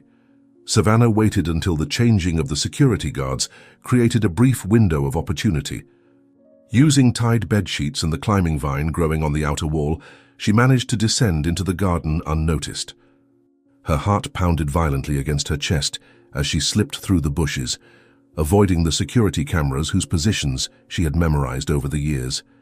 The main gate was out of the question, but Savannah knew of a flaw in the rear fence behind the old gazebo, where rusted bars could be parted just enough for a slender person to pass through. Minutes later, she was on the street, breathless but free, still wearing last night's clothes. With no money or phone, she quickly made her way to a main avenue and managed to convince a cab driver to take her to the clinic, promising to double the fare upon arrival. "Please, it's a family emergency. My mother is admitted there and I need to see her urgently," Savannah pleaded with the reluctant driver, using the gold brooch she still wore on her blouse as collateral. "I swear I'll pay every penny once we get there." The clinic looked even grimmer in the morning light. Savannah strode in resolutely, heading straight for the reception desk with a confidence she didn't truly feel. This time she took a different approach, identifying herself as the family lawyer's assistant, claiming she needed Imogen to sign important documents related to her assets. The receptionist, different from the previous one, seemed less stern but still consulted the computer and shook her head negatively. Thaddeus's orders remained the same, no visitors except himself. Savannah insisted, raising her voice enough to draw the attention of other staff and patients in the lobby. If she couldn't see her mother, she would at least create a scene that would be remembered. "This is an outrage. This patient is being kept isolated against her will," Savannah exclaimed, pounding on the reception desk. "I demand to speak with the director of this clinic immediately, or I will call the authorities to investigate what is going on here." The commotion drew the attention of a security guard who approached with a threatening expression. Savannah realized she wouldn't accomplish anything besides being escorted out, but that was part of her plan, to create enough of a distraction for her presence to be noticed and remembered. As she was politely but firmly led out by two employees, she continued protesting loudly, ensuring that everyone in the lobby heard Imogen Hathaway's name and the accusations of forced isolation. Outside, Savannah sat on a bench near the entrance, pretending to wait for a taxi, while carefully observing the movement of staff and visitors.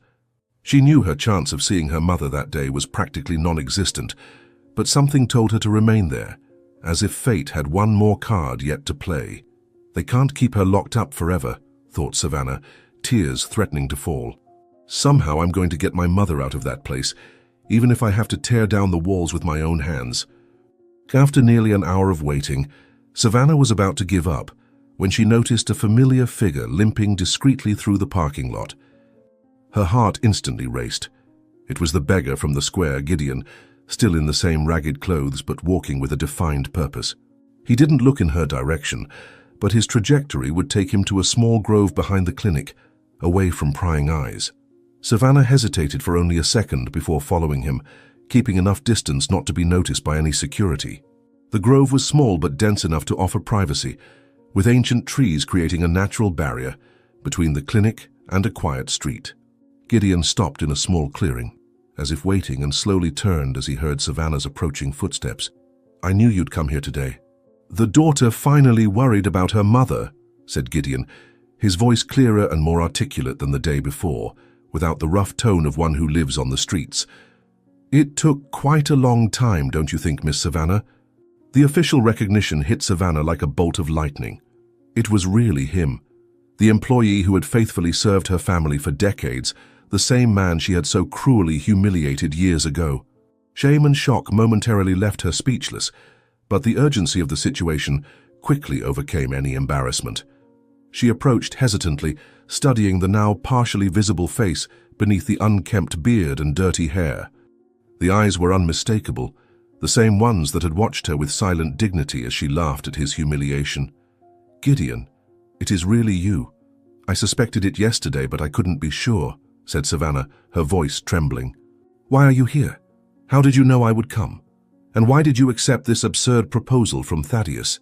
Gideon observed her for a long moment, as if assessing whether she deserved his trust. His eyes, though tired, reflected a sharp intelligence that contrasted drastically with his outward appearance. Finally, he motioned toward a fallen tree trunk where they could sit, away from the sight of anyone passing by on the main paths. The clearing was protected by dense bushes, creating an unlikely little sanctuary in the heart of the city. "I have been watching this clinic for months, miss, ever since your mother was admitted," Gideon explained, his voice low but clear. "Thaddeus fired me right after your birthday party, but not before I discovered incriminating documents in his office. He realized I knew too much, and without references or support, I ended up on the streets. But I never stopped watching, gathering information. The revelations fell like bombs on Savannah. While she lived her carefree life, traveling and spending money without thinking about the consequences, this man, whom she had treated so poorly, had remained loyal to her family, even after losing everything. The guilt was almost unbearable, but there were more urgent matters to address. Savannah looked around nervously, aware that her absence must have already been noticed at the mansion, and Thaddeus had probably mobilized his men to find her. "What did you find out, and why did you agree to marry me?" "It doesn't make sense after what I did to you," Savannah questioned, unable to fully comprehend Gideon's motivations. "You should hate me, want revenge, not help me." Gideon smiled sadly, the wrinkles on his face accentuating with the movement. With deliberately slow motions, he retrieved from within his tattered clothes an object that Savannah instantly recognized, the medallion she had briefly seen years ago on the night she had humiliated Gideon. The former employee carefully opened it, revealing the faded photo of a young Imogen, and beside her a carefully folded piece of paper. "I served your family for almost 30 years, miss. I saw your mother marry your father, saw you be born and grow up. I promised your father on his deathbed that I would always protect you both," Gideon revealed, his voice thick with emotion. "What you did at that party was cruel, yes, but you were just a spoiled little girl, a product of the environment Thaddeus created after taking control of the house. The real guilt is his."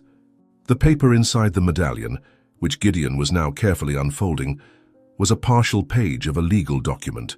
Savannah leaned in to examine it more closely and felt her blood run cold. It was part of a will, her father's will, with specific clauses about the administration of the assets that completely contradicted what Thaddeus had implemented. Even more shocking, there was a handwritten note from his mother attached, dated just 2 months ago, indicating that Thaddeus was forcing her to sign documents against her will. "This is just a small part of the evidence I have against Thaddeus," Gideon explained, carefully putting the medallion away again. "I accepted this absurd marriage because it's the only way to get close enough to help her and her mother. Thaddeus didn't recognize me. To people like him, all the poor look the same, and a few years on the streets change a man more than you can imagine." Savannah's head was spinning with so many revelations. Gideon continued explaining in a low, urgent voice that he had managed to gather a complete dossier on Thaddeus's criminal activities, forgery of documents, misappropriation of funds, manipulation of medical diagnoses to keep Imogen isolated. Through contacts at the clinic, former colleagues who still owed him favors, he had even obtained information about the inadequate and excessively sedative treatment that was administered to Imogen daily. "Thaddeus is hiding something even bigger, something involving his father's main company," Gideon continued, his voice growing more urgent. "I believe he was involved in illicit business even before his father's death, and Imogen found out. That's why she needed to be silenced." The sun was starting to move across the sky, indicating that time was passing quickly.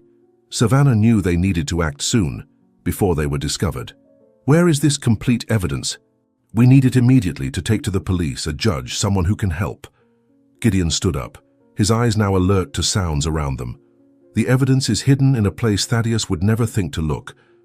In the old..." He stopped abruptly, his eyes fixed on something beyond the bushes, his whole body tensed like a wild animal sensing danger. The sound of breaking branches and male voices approaching rapidly made Savannah's heart race. She immediately recognized the authoritative tone of Thaddeus's head of security, giving instructions for the area to be cordoned off. Someone had seen them enter the woods, or perhaps Thaddeus had simply guessed where she would go. Gideon grabbed her arm, pulling her deeper among the trees. "We don't have much time," he urgently whispered. "We can't be seen together, or Thaddeus will become suspicious. The full evidence is at the—" Before he could finish the sentence, two burly men emerged from the trees to their right, wearing the nondescript but unmistakable uniforms of Thaddeus's private security team. Their gazes immediately fixed on Savannah, almost completely ignoring Gideon's presence. Just like Thaddeus, they saw only an irrelevant vagrant. Gideon quickly stepped away from Savannah, assuming a hunched posture and vacant stare, instantly transforming into the homeless man everyone expected to see. "Miss Savannah, your stepfather is extremely worried. We have orders to take you back to the mansion immediately," announced one of the guards, striding toward her purposefully. "Please come with us now." Savannah cast one last desperate look at Gideon, who was limping away, seemingly frightened by the men's presence. Their eyes met for the briefest of moments before he disappeared among the trees, taking with him the secret of where the full evidence was hidden. The guards gripped Savannah's arms, ignoring her protests, as they escorted her back to the parking lot, where a tinted car awaited. "Let me go! You have no right to treat me this way!" Savannah exclaimed, masking her despair with indignation. "Where is my stepfather? I demand to speak with him." Dragged into the car, Savannah looked back one last time, but Gideon had vanished completely. Frustration was overwhelming. Now she knew evidence existed against Thaddeus, but not where it was hidden. With the wedding approaching, her time was quickly running out. As the car accelerated back towards the mansion that felt like a prison, Savannah clung to the only hope that Gideon would find a way to complete his message before it was too late. The return to the mansion was marked by an oppressive silence. The guards delivered Savannah directly to Thaddeus, who awaited her in the entrance hall, wearing an expression of false concern. By his side, an elegant middle-aged woman took notes on a tablet, occasionally interrupting to ask questions in a hushed voice. Thaddeus dismissed the guards with a gesture and approached Savannah, gripping her arm with force disguised by a rehearsed smile. The message was clear. She would be watched constantly, but had to keep up appearances. "Darling, what a fright you gave us. We were so worried," Thaddeus exclaimed, his voice dripping with falseness. "Just as we're finalizing the preparations for your wedding. The lady needs your approval on some details." Savannah looked straight into her stepfather's eyes, evaluating her options. After the encounter with Gideon, a new determination grew inside her. She needed to feign acceptance to gain freedom of movement. "Forgive me. I simply needed some fresh air to process everything. After all, it's not every day a woman gets married, is it?" The afternoon unfolded in a surreal whirlwind of activity. Thaddeus turned the absurd punishment into a social event, calling a small press junket in the mansion's garden, where he announced his stepdaughter's noble gesture. Journalists from society columns avidly took notes as he described how Savannah, touched by human misery, had decided to dedicate herself to rehabilitating a less fortunate man through matrimony. The strategically prepared photos showed Savannah in simple but elegant outfits, compassionately gazing at the horizon. No image of Gideon was released, only the mention that he was an elderly man who had fallen into disgrace after years of honest work. The irony of the situation did not escape Savannah. The same press that had previously documented her extravagant parties now portrayed her as a sort of modern saint. "This is a moment of transformation for my stepdaughter," Thaddeus declared to the press, his arm possessively around Savannah's shoulders. "After years of living privileged, she has understood the importance of giving back to society in the deepest possible way."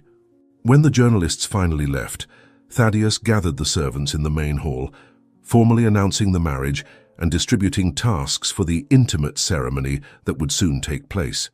Savannah attentively observed the faces of the older employees, looking for someone who might have known Gideon, someone who could help her find the evidence hidden in the garden. But Thaddeus had been meticulous. Almost all the employees were new, hired after his arrival in the family. The few who remained from earlier times kept their eyes lowered, fearful of showing any reaction that could displease their master. Savannah realized with growing despair that she was practically alone, surrounded by people loyal to Thaddeus or too intimidated to help her. The dress will be simple but elegant, perfect for a bride dedicated to charity, commented the hastily hired stylist, adjusting pins on the white fabric enveloping Savannah. Mr. Thaddeus insisted on something that conveys purity and sacrifice. During the frantic preparations, Savannah strived to appear resigned, even vaguely interested in the decisions about flowers and decoration. Her apparent acceptance seemed to slightly relax Thaddeus's vigilance, allowing her to wander the gardens to contemplate her new life. It was the opportunity she needed. At the first chance she got, she escaped to the older part of the garden, where monumental century-old trees cast dense shadows over neglected flower beds. This part of the property had been her mother's pride before Thaddeus took over, but was now partially abandoned, considered outdated by the new regime. Savannah desperately tried to deduce where Gideon might have hidden the evidence. The estate was vast, with countless possible hiding places: hollow statues, false flower beds, loose bricks in the old walls. Without a clear indication, it would be like looking for a needle in a haystack. "Where would you hide something so important, Gideon?" Savannah murmured to herself, examining every nook and cranny of the abandoned garden. "It would have to be a place only you and perhaps my mother knew, somewhere Thaddeus would never think to look." Night fell swiftly, and Savannah was called back to the mansion for a formal dinner where Thaddeus had invited some influential friends, a judge, a banker, the director of the clinic where her mother was committed. The message was clear. These were the people who would ensure any attempt by Savannah to resist would be futile. During dinner, served in the elegant main hall, Thaddeus slithered among the guests like a charming serpent, carefully constructing the narrative he desired. His stepdaughter, once shallow, had now found her purpose through this unusual marriage. The guests politely agreed, though their glances contained a mixture of bewilderment and thinly veiled pity. The judge, a bulky man with an impassive expression, approached Savannah during dessert, his tone falsely paternal as he congratulated her on her courage. She realized with clarity that he was completely in Thaddeus's pocket. "It's admirable to see a young woman forsake the pleasures of youth for such an unusual commitment," the judge commented, savoring his cognac. "You know, not everyone would accept such a situation with your apparent serenity." The following morning, on the eve of the wedding, the mansion transformed into a veritable anthill. Florists, decorators, and staff scurried back and forth, following Thaddeus's precise instructions as he personally supervised every detail. Savannah was released for a stroll through the gardens to soothe her nerves before the big day, always under the watchful eye of a discreetly positioned security guard a few meters away. She seized the opportunity to continue her desperate search, focusing this time on the abandoned old greenhouse where her mother used to cultivate rare orchids. The place was dusty and partially overtaken by wild vines. Clearly no one had entered there for years. Savannah meticulously examined every corner, every broken pot, every loose brick, when she noticed something odd about the old irrigation system. One of the decorative faucets, sculpted in the form of a cherub, was slightly out of alignment compared to the others. "Could it be?" Savannah whispered, carefully turning the oxidized bronze faucet. Gideon knew every inch of this garden, every secret of this house. With a soft click, something moved inside the greenhouse wall and a small cavity was revealed behind a panel that slid aside. Savannah's heart raced as her fingers touched a package wrapped in waterproof plastic and carefully sealed. Was this it? The evidence Gideon had mentioned. With trembling hands, she partially unwrapped the package to reveal several sheets of paper protected by plastic, documents, photographs, and what appeared to be a diary. There was no time to examine everything there, with the security guard potentially watching her movements. Quickly, Savannah rewrapped the package and hid it inside her loose clothing, adjusting it to disguise the bulge. She needed to find a safe place to study those documents, away from the eyes of Thaddeus and his men, but where? Every room in the mansion was regularly inspected, her every move monitored. "Did you find something interesting in the old greenhouse, Miss Savannah?" The security guard's voice startled her, making her turn around quickly. "Mr. Thaddeus asked me to remind you that the ceremony rehearsal will begin in an hour." The wedding rehearsal was a surreal experience. In the mansion's small winter garden, now decorated with white floral arrangements and silk ribbons, Thaddeus orchestrated every movement like an obsessive conductor. The judge who would officiate the ceremony practiced his speech about an unusual but inspiring union, while the organizer marked positions with adhesive tapes on the floor. Gideon, of course, was absent. "The groom is being prepared separately," Thaddeus explained with a cold smile. Savannah followed the instructions mechanically, her mind completely focused on the hidden package and the urgent need to examine it. Finally, when the rehearsal ended and she was escorted back to her room to rest before the big day, Savannah found her opportunity. The bathroom adjoining her room was the only place where she could have a few moments of true privacy. Locking the door, she turned on the shower to create noise and quickly unrolled the documents on the marble counter, away from the water. "Oh God," Savannah murmured as she examined the contents of the package. "This is even worse than I imagined." The documents revealed a web of fraud far more extensive than Savannah had suspected. There were copies of bank transfers to offshore accounts, forged contracts with her mother's falsified signature, and most disturbingly, evidence that Thaddeus had deliberately tampered with Imogen's medications long before her hospitalization, gradually increasing the doses to induce symptoms that could be interpreted as mental instability. A small diary, written by her mother herself, detailed her growing suspicions about Thaddeus's activities and her fear that he was planning something against her. The last entry, dated just 3 days before her admission, mentioned that she had found incriminating documents and planned to confront him. Savannah felt hot tears streaming down her face as she absorbed the magnitude of the betrayal and her mother's suffering. The documents needed to be taken to the authorities immediately, but how could she do that with Thaddeus, controlling every aspect of her life? The wedding would be the next morning, and after that Thaddeus would surely find a way to silence her too. "I'm going to get you out of that facility, Mom, and Thaddeus will pay for everything he's done," Savannah vowed, drying her tears with renewed determination. "Even if it's the last thing I do." Still in the bathroom, Savannah carefully photographed each document with the small compact camera she kept hidden in her makeup case, an old gift Thaddeus knew nothing about. It wasn't ideal, but it would create a backup of the evidence in case anything happened to the originals. Then she meticulously rewrapped the documents and hid them in the false bottom of her travel luggage, layered between clothes. It was a temporary hiding place, but it would have to do until she could deliver everything to someone she could trust. But who? Thaddeus seemed to have all the local authorities in his pocket. Maybe Gideon had a plan, someone to trust. Everything would depend on their meeting at the altar, her only chance to communicate before it was too late. "I just need to hold on for one more day," Savannah said to herself, taking a deep breath to regain her composure before leaving the bathroom. "One day, and then I can end Thaddeus's reign of terror." As night fell, the mansion finally calmed down. The preparations were complete, and a tense silence hung over the property.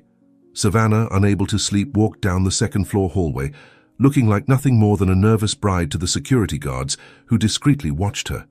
In reality, she was mentally mapping every exit, every possible escape route in case things went wrong the next day. Passing by Thaddeus's office, she noticed a sliver of light under the door and the low sound of his voice. He was on the phone, speaking in an urgent tone that immediately aroused Savannah's suspicion. Carefully approaching the door, she managed to overhear parts of the conversation, enough to make her blood run cold. "Here immediately after the ceremony, I want her transferred," Thaddeus ordered in a low but firm voice. "Yes, the clinic on the border is ready to receive her. The paperwork has already been prepared. No, she must not have any contact with anyone from here, especially with my stepdaughter. As for the medication, continue with the current regimen. I want her completely sedated during transport." Savannah covered her mouth to muffle a gasp of horror.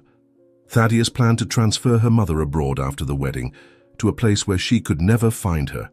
Once Imogen was out of the country, there would be no way to prove the accusations against him. The plan was cruel, to use the humiliating wedding as a distraction while removing the last witness who could incriminate him.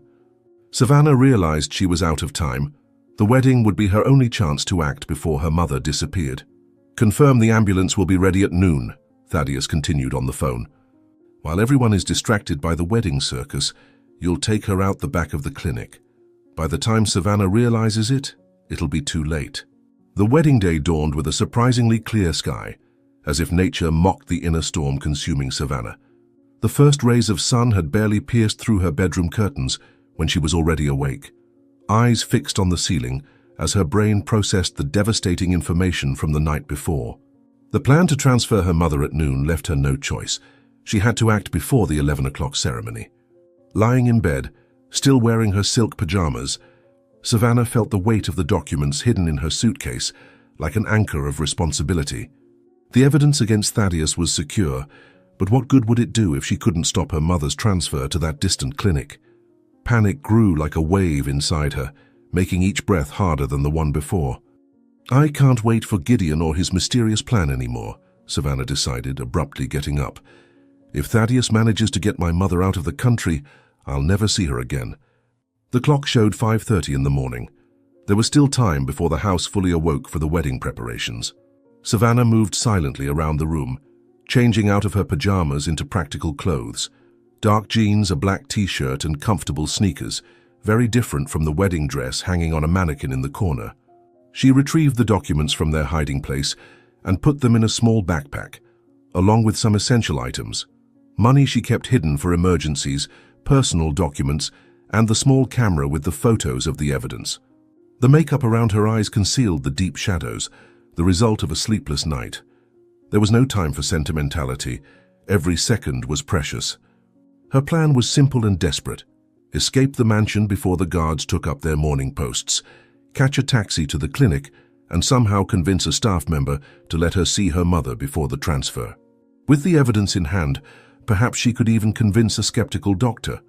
If I can't save her today, at least I can ensure Thaddeus pays for his crimes, Savannah murmured, checking the contents of the backpack one last time. Even if I have to deliver this evidence personally to the district attorney. The hallway was dark and silent when Savannah carefully opened the bedroom door. Barefoot to avoid any noise, she carried her sneakers in her hand as she moved like a shadow toward the service staircase at the back of the mansion. She knew every creaky board, every corner where the security cameras didn't reach. Advantages of having grown up in that house, which now felt like a gilded cage. The service staircase led directly to the kitchen, and from there a side door opened onto the back garden, where surveillance was less strict. Savannah's heart was pounding so violently that she feared its sound might wake the entire household. Each step seemed an eternity, every shadow a potential guard ready to stop her. Finally, she reached the kitchen, still immersed in the half-light preceding full dawn, illuminated only by the faint glow of the spotless, meticulously arranged oven in preparation for the wedding. Savannah hurried across the space, heading for the side door that was rarely locked before 6 in the morning. Just a few more meters, and I'll be free of this nightmare, she thought, reaching for the doorknob. Forgive me, Gideon, but I can't risk my mother's life on a plan I don't fully understand. The doorknob turned effortlessly, and Savannah felt a brief wave of relief as she opened the door to the fresh, early morning air. However, her relief instantly turned to shock as a figure emerged from the shadows of the garden, blocking her path. The scream that rose in her throat was quickly muffled by a calloused hand covering her mouth, while the other gently pulled her outside, closing the door behind them. In the darkness, Savannah struggled violently until the familiar voice whispered close to her ear, immediately calming her. "Miss Savannah, please calm down. It's me, Gideon," he said, carefully removing the hand covering her mouth. "I suspected you might try to flee before the ceremony. We cannot allow that, not now." In the twilight of the garden, partially illuminated by the first lights of dawn, Savannah could finally see her groom. Gideon was transformed. Someone had trimmed his beard and hair, and although his clothes remained simple, they were clean and presentable. His face, now visible without the unkempt beard, showed clear signs of the difficult years he had faced, but his eyes retained the same dignity and determination that Savannah was beginning to deeply admire. The transformation wasn't complete enough for Thaddeus to recognize him, but sufficient for Savannah to clearly see the man who had faithfully served her family for decades. "For you don't understand, Gideon, I found out last night. Thaddeus plans to transfer my mother to another clinic in another country, immediately after the ceremony," Savannah explained in urgent whispers, grabbing his arm. "We don't have time for elaborate games. I need to get to her before noon." Gideon firmly grasped Savannah's arms, forcing her to look at him. His eyes conveyed an urgency that made Savannah stop struggling and pay attention. "I know exactly what Thaddeus is planning. Laurel is at the clinic right now, observing every move. She worked there as a nurse's aide for 3 weeks, preparing everything. The mention of Laurel surprised Savannah. The former governess had been fired by Thaddeus shortly after Gideon, supposedly for incompetence, but Savannah had always suspected the real reason was her loyalty to the previous family. Laurel had known Savannah since she was a baby, and had always shown her special affection, even when the young woman had become arrogant under Thaddeus's influence. The idea that Laurel had been secretly working to help her, infiltrating the clinic without Thaddeus knowing, kindled a spark of hope in Savannah's heart. "Laurel is with your mother now?" Savannah asked, her voice wavering between hope and disbelief. "How did she manage to get into the clinic? Thaddeus personally vets all the staff." Gideon led Savannah farther away from the house, to a corner of the garden shielded by tall bushes, where they could converse with relative safety. The sky was rapidly brightening, and they both knew the mansion would soon be fully awake with preparations for the grand event. Laurel used forged documents and references created by my contacts. Thaddeus is meticulous, but his arrogance renders him blind. He never imagined that the old governess he scorned could be a threat. "She's been observing your mother for weeks, secretly reducing her medication whenever possible to allow Imogen to regain some lucidity. The evidence she found in the greenhouse is just part of what we have against Thaddeus." Laurel recovered her mother's complete diary and records of the forced medication. The revelations fell upon Savannah like puzzle pieces, finally fitting together. The extent of the plan that Gideon and Laurel had elaborated over the years, while she remained oblivious to everything, made her feel simultaneously grateful and ashamed. While she traveled the world and enjoyed the family's fortune, these people she had treated with disdain risked everything to protect her mother and preserve the truth. The shame for her past behavior was overwhelming, but there was no time for regrets, only for action. "What exactly is your plan, Gideon? How can we prevent my mother's transfer and expose Thaddeus at the same time?" Savannah asked, now willing to listen. "I have the greenhouse documents in my backpack, but I fear they won't be enough against someone with Thaddeus's influence." Gideon looked nervously at the increasingly lighter sky before answering. "The plan is simple but risky. You must proceed with the wedding as planned. Laurel will bring your mother to the ceremony. She managed to convince the attending physician that Imogen's presence at her daughter's wedding would be therapeutic. Thaddeus doesn't know this yet, and when he realizes it, it will be too late. During the ceremony, at the moment the judge asks if anyone objects to the union, Laurel will hand over all the gathered evidence directly to the judge and guests. Your mother, with her medication reduced, will be lucid enough to confirm everything. With important witnesses present and irrefutable evidence, even Thaddeus won't be able to escape." The proposal was bold and risky, depending on countless variables that could go wrong. Savannah hesitated, weighing the risks of trusting this plan versus her own desperate attempt to flee.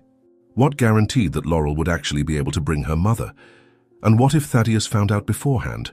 And what if the judge, clearly allied with Thaddeus, simply ignored the evidence? Doubts piled up in his mind, fueling his panic. "It's too risky, Gideon. What if Thaddeus realizes before Laurel arrives with my mother? What if he suddenly calls off the wedding? We would have lost our only chance," Savannah argued, her voice betraying her desperation. "I can't simply trust that everything will work out when my mother's future is at stake." Gideon held Savannah's hands between his own, a surprisingly intimate gesture that conveyed decades of loyalty and commitment.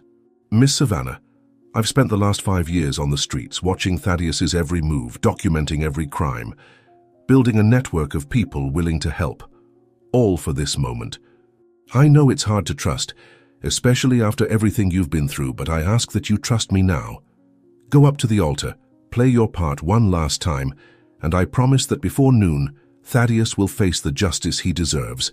Something in Gideon's unwavering conviction finally reached Savannah. This man whom she had so cruelly humiliated years ago was willing to risk everything to save her family. The nobility of his character, the depth of his loyalty, contrasted painfully with the frivolity and arrogance that had characterized Savannah's own life for so long. Slowly she nodded, deciding to trust Gideon and his carefully crafted plan. "All right, I'll go through with the wedding, but promise me my mother will be safe no matter what happens," Savannah whispered, squeezing Gideon's hands tightly. I can't lose her now that I'm so close to bringing her back. The sound of doors opening alerted them that the day's preparations were beginning. Gideon looked alarmed towards the house, knowing he couldn't be seen with the bride before the ceremony. I must go now. Laurel will be at the ceremony at 10:45 with your mother and the evidence. When I say I do, look to the third row on the right. She'll be wearing a flower brooch. Return to your room and act normally. In a few hours, this nightmare will end.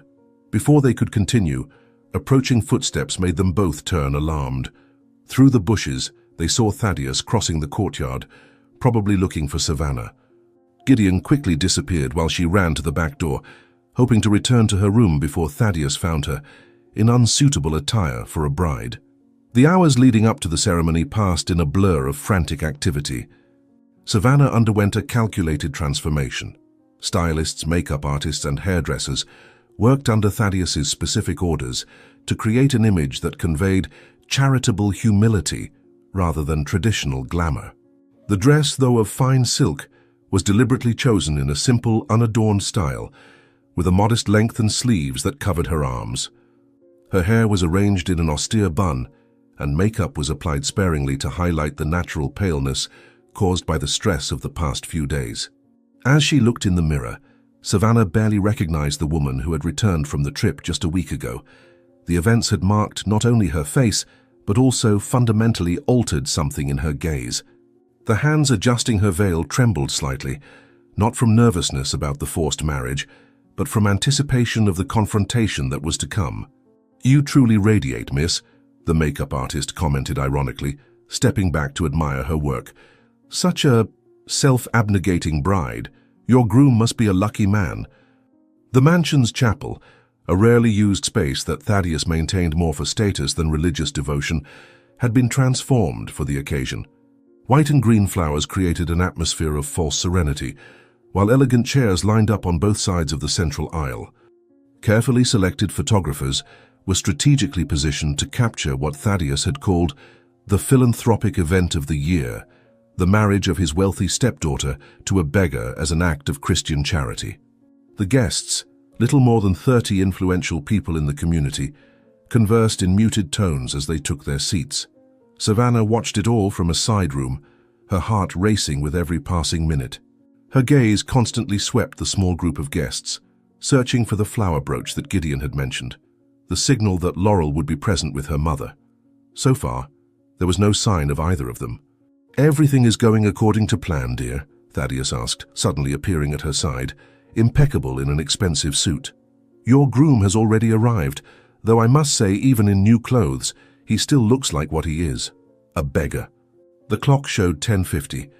The ceremony should start in 10 minutes, and there was still no sign of Laurel or her mother. Savannah felt panic rising in her chest. What if something had gone wrong?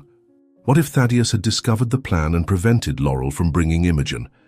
Dark possibilities piled up in her mind as she tried to maintain a neutral expression under Thaddeus's watchful gaze.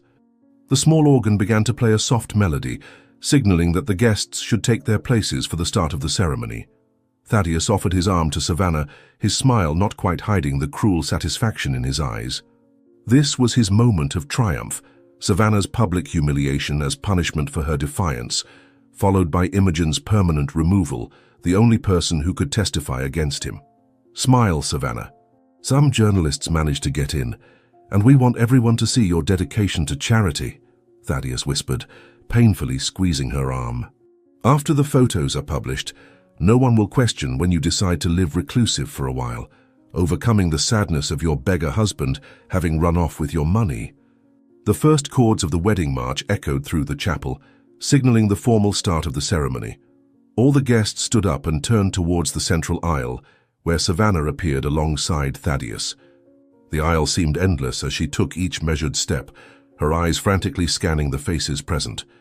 At the altar, Gideon waited, almost unrecognizable in an old suit visibly too large for his thin frame, a deliberate choice by Thaddeus to intensify the humiliation.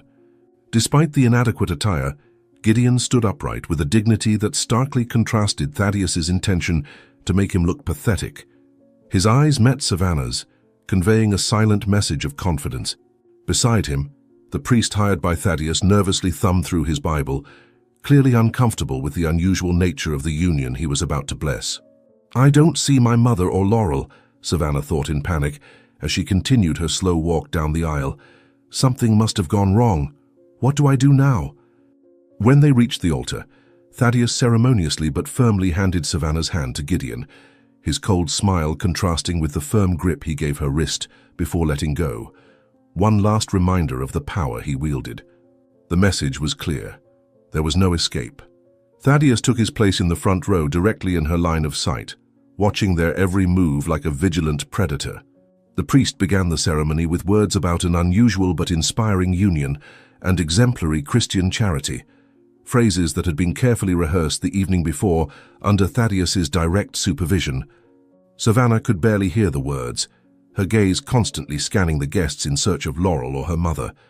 With each passing second, her hope dwindled and despair grew. Perhaps she should have followed her initial instinct and fled when she had the chance.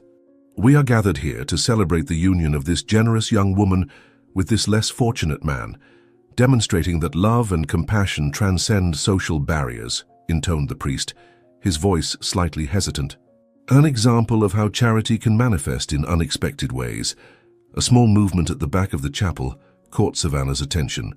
The side door opened silently, and two figures slipped in discreetly. An older woman with a severe but elegant appearance, and at her side, leaning on her arm, a frail woman with graying hair, whom Savannah immediately recognized, despite the visible changes caused by years of forced medication. Her mother. Imogen looked pale and weak, but unmistakably lucid, her eyes alert as they scanned the chapel until finding Savannah's. Beside her, Laurel, now Savannah recognized the floral brooch on the shoulder of her dark blue dress, was carefully guiding her to an empty seat in the third row, exactly where Gideon had indicated. The relief that flooded Savannah was so intense that her legs nearly buckled. They had made it. But Thaddeus had also noticed the late arrival. Savannah could see his body tense and his face momentarily pale before resuming his mask of calm. "How dare you bring that woman here? She should be in the clinic," Thaddeus hissed at one of the discreetly positioned security guards by the altar. "Remove her immediately without drawing attention." The ceremony continued as a silent drama unfolded behind the scenes. The security guard moved discreetly toward Imogen and Laurel, but was intercepted by two men Savannah didn't recognize, who positioned themselves protectively around the two women. Savannah realized Gideon had thought of everything, including security for her mother. Thaddeus, perceiving he wouldn't be able to remove Imogen without causing a scene, kept his expression composed, though his eyes now reflected an icy fury. The priest, oblivious to the mounting tension, continued with the ceremony, quickly approaching the crucial moment of the vows. Gideon gently squeezed Savannah's hand, a subtle gesture of reassurance as the priest turned to him. "Gideon Mercer, do you take Savannah Hathaway to be your lawful wedded wife to love and cherish, in richness and poverty, in sickness and health, until death do you part?" the priest asked, clearly uncomfortable with the obvious disparity between the couple. The ensuing moment seemed frozen in time. Gideon looked directly into Savannah's eyes, and then in a clear, firm voice that reverberated through the chapel, he answered, "I do." Simultaneously, Laurel rose and strode purposefully down the side aisle, approaching the altar as all eyes fixed on her. Thaddeus half rose as if to intercept her, but the presence of so many witnesses prevented him from acting openly. In a smooth motion, Laurel discreetly passed a thick envelope into Savannah's hands, whispering something in her ear before calmly returning to her place beside Imogen. The envelope weighed heavily in Savannah's trembling hands. All the evidence gathered against Thaddeus, her family's entire future, concentrated in a paper package. "Savannah Hathaway," the priest continued, seemingly oblivious to the silent drama unfolding before him, "do you take Gideon Mercer to be your lawful wedded husband, to love and cherish, in richness and poverty, in sickness and health, until death do you part?" The silence was deafening. All eyes converged on Savannah, motionless with the envelope clutched between her trembling fingers. Thaddeus leaned forward in his seat, his eyes conveying a silent threat. Gideon remained calm, encouraging her with his gaze, while her mother watched with an intensity that spoke of years of suffering. The moment of truth had arrived. It all depended on her now. Doubt paralyzed her momentarily. What if the evidence wasn't enough? What if Thaddeus manipulated the situation? "Miss Hathaway, do you accept Mr. Mercer as your lawful husband?" the priest insisted, looking nervously between her and Thaddeus, who was smiling tightly at the guests as if it were all part of the show. Savannah looked at the priest, at Thaddeus, at Gideon, and finally at her frail but lucid mother in the third row. A strange calm invaded her, replacing the panic that had dominated her thoughts in recent days. Without answering the priest's question, she moved decisively towards the small pulpit, where the microphone used for readings was positioned. A confused murmur ran through the chapel as she adjusted the microphone with now surprisingly steady hands. The envelope with the evidence was carefully placed on the pulpit, opened with methodical precision. Thaddeus rose partially from his seat, his face a mask of contained fury, but Gideon positioned himself strategically between him and Savannah, blocking any attempt at interruption. "Before answering that question, there is something everyone needs to know," Savannah began, her voice echoing clearly through the silent chapel. "This marriage is not an act of charity. It is a punishment, a public humiliation orchestrated by my stepfather, Thaddeus Blackwood, as part of a much larger plan." The guests exchanged confused looks as Thaddeus stood up fully, his social smile completely gone. "Savannah is obviously nervous. I think we need a brief break before continuing," he announced, trying to regain control of the situation. But when he tried to approach the altar, two men Savannah recognized as the same ones who guarded her mother subtly blocked his path. Savannah continued, now removing documents from the envelope and holding them up so everyone could see. "5 years ago, my mother, Imogen Hathaway, was institutionalized against her will in a psychiatric clinic under Thaddeus's orders. He claimed she suffered from paranoid delusions when in fact she had uncovered his crimes," Savannah revealed, her voice gaining strength with every word.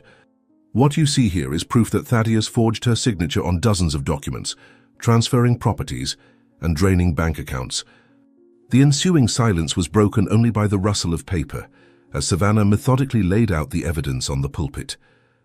The journalists present, initially invited to document the charitable act, now frantically took notes, capturing every word of the explosive revelation.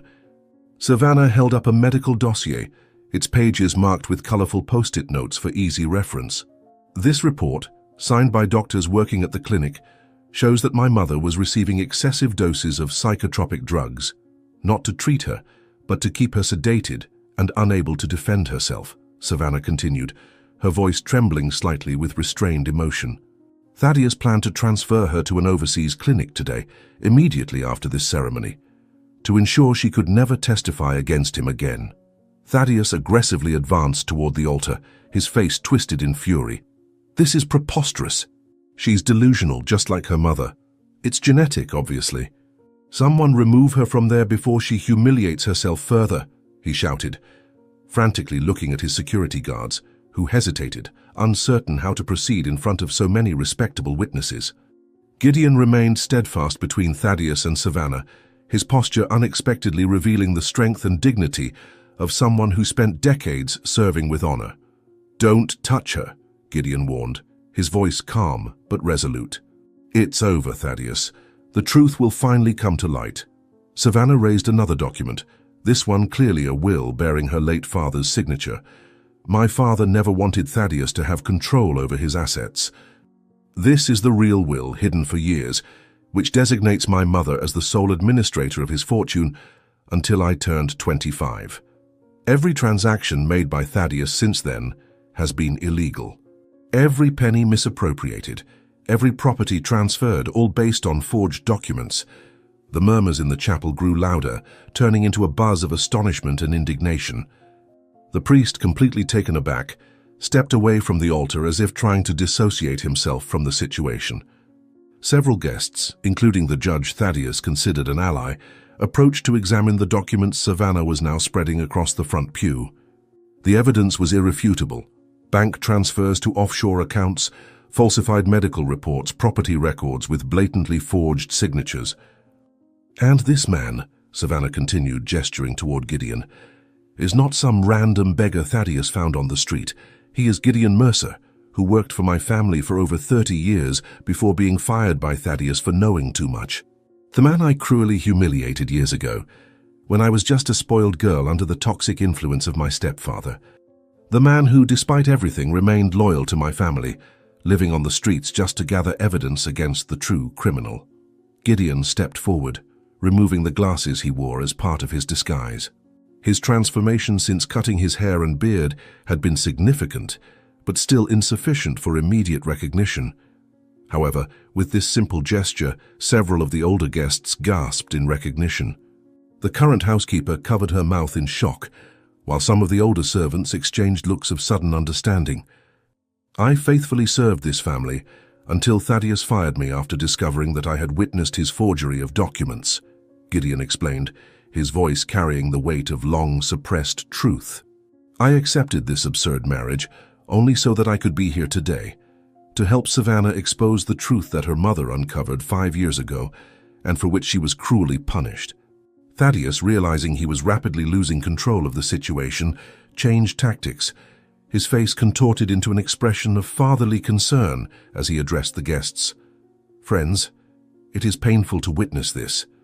My poor stepdaughter has clearly inherited her mother's mental condition. These accusations are the products of a disturbed mind, fueled by the manipulations of this man who obviously influenced her to take revenge for a justified dismissal. Laurel then stood up, helping Imogen to her feet. Savannah's mother, though weakened by years of forced medication, held herself upright, her eyes fixed on Thaddeus with an intensity that made several guests recoil. Laurel slowly brought her down the central aisle, approaching the altar where Savannah and Gideon waited. The silence was absolute, as the frail woman walked with growing determination with each step. "My daughter speaks the truth," declared Imogen, her voice hoarse from disuse but unequivocally firm. "Thaddeus had me committed when I discovered documents in his office proving that he was embezzling money from my late husband's companies even before his death. He kept me drugged for 5 years so that I couldn't testify against him." One of the journalists present approached, recorder in hand, clearly identifying the importance of the unfolding story. "Mrs. Hathaway, are you claiming that you were involuntarily committed and medicated against your will as part of a conspiracy to divert your fortune?" Thaddeus, seeing his world crumbling around him, made one last desperate attempt. He quickly approached Savannah, his posture intimidating. "You don't know what you're doing," he warned, his voice laced with veiled threat. "I still have means to reverse this situation." But the abrupt movement only solidified the image of guilt in the eyes of those present. Gideon immediately intervened, his strength surprising as he separated Thaddeus from Savannah. The two men who were protecting Imogen also approached, discreetly revealing police badges they had kept hidden under their coats. Savannah then realized that Gideon had planned every detail, even ensuring that legitimate authorities were present to witness and act. "Thaddeus Blackwood, I think it's time for you to explain these discrepancies in the bank transfers and signatures," announced one of the officers, approaching with handcuffs in hand. "We have search warrants for your home and office based on the preliminary evidence gathered over the past few weeks." Aware that he was cornered, Thaddeus looked frantically around, like a caged animal seeking an escape route. The guests, once his allies and admirers, now recoiled as if his guilt were contagious. With a sudden movement, he pushed Gideon aside and ran towards the side door of the chapel, the only one not blocked by officers or guests. Savannah watched in shock as her stepfather, always so composed and controlling, now fled like a common criminal, knocking over floral arrangements and chairs in his desperate path. "He won't get far," one of the officers calmly commented, showing no urgency to pursue him. "All exits have been monitored since we arrived." Thaddeus reached the side door panting and disheveled, unrecognizable compared to the elegant man from moments before. As he opened the heavy door, his body froze in absolute shock. There, blocking his passage, was Imogen, who had silently circled the chapel from the outside. Her mother's face, once marked by fragility, now displayed a serene strength Savannah had not seen in years. "Hello, Thaddeus," Imogen said calmly. "I think we have an overdue conversation, don't we?" The Hathaway mansion glowed under the spring sun, its carefully restored gardens displaying an explosion of colors that reflected the new life that had blossomed there over the past 3 years. The old rose bushes Imogen had so loved had been replanted, the orchid greenhouse rebuilt, and the abandoned flower beds once again exhibited their former exuberance.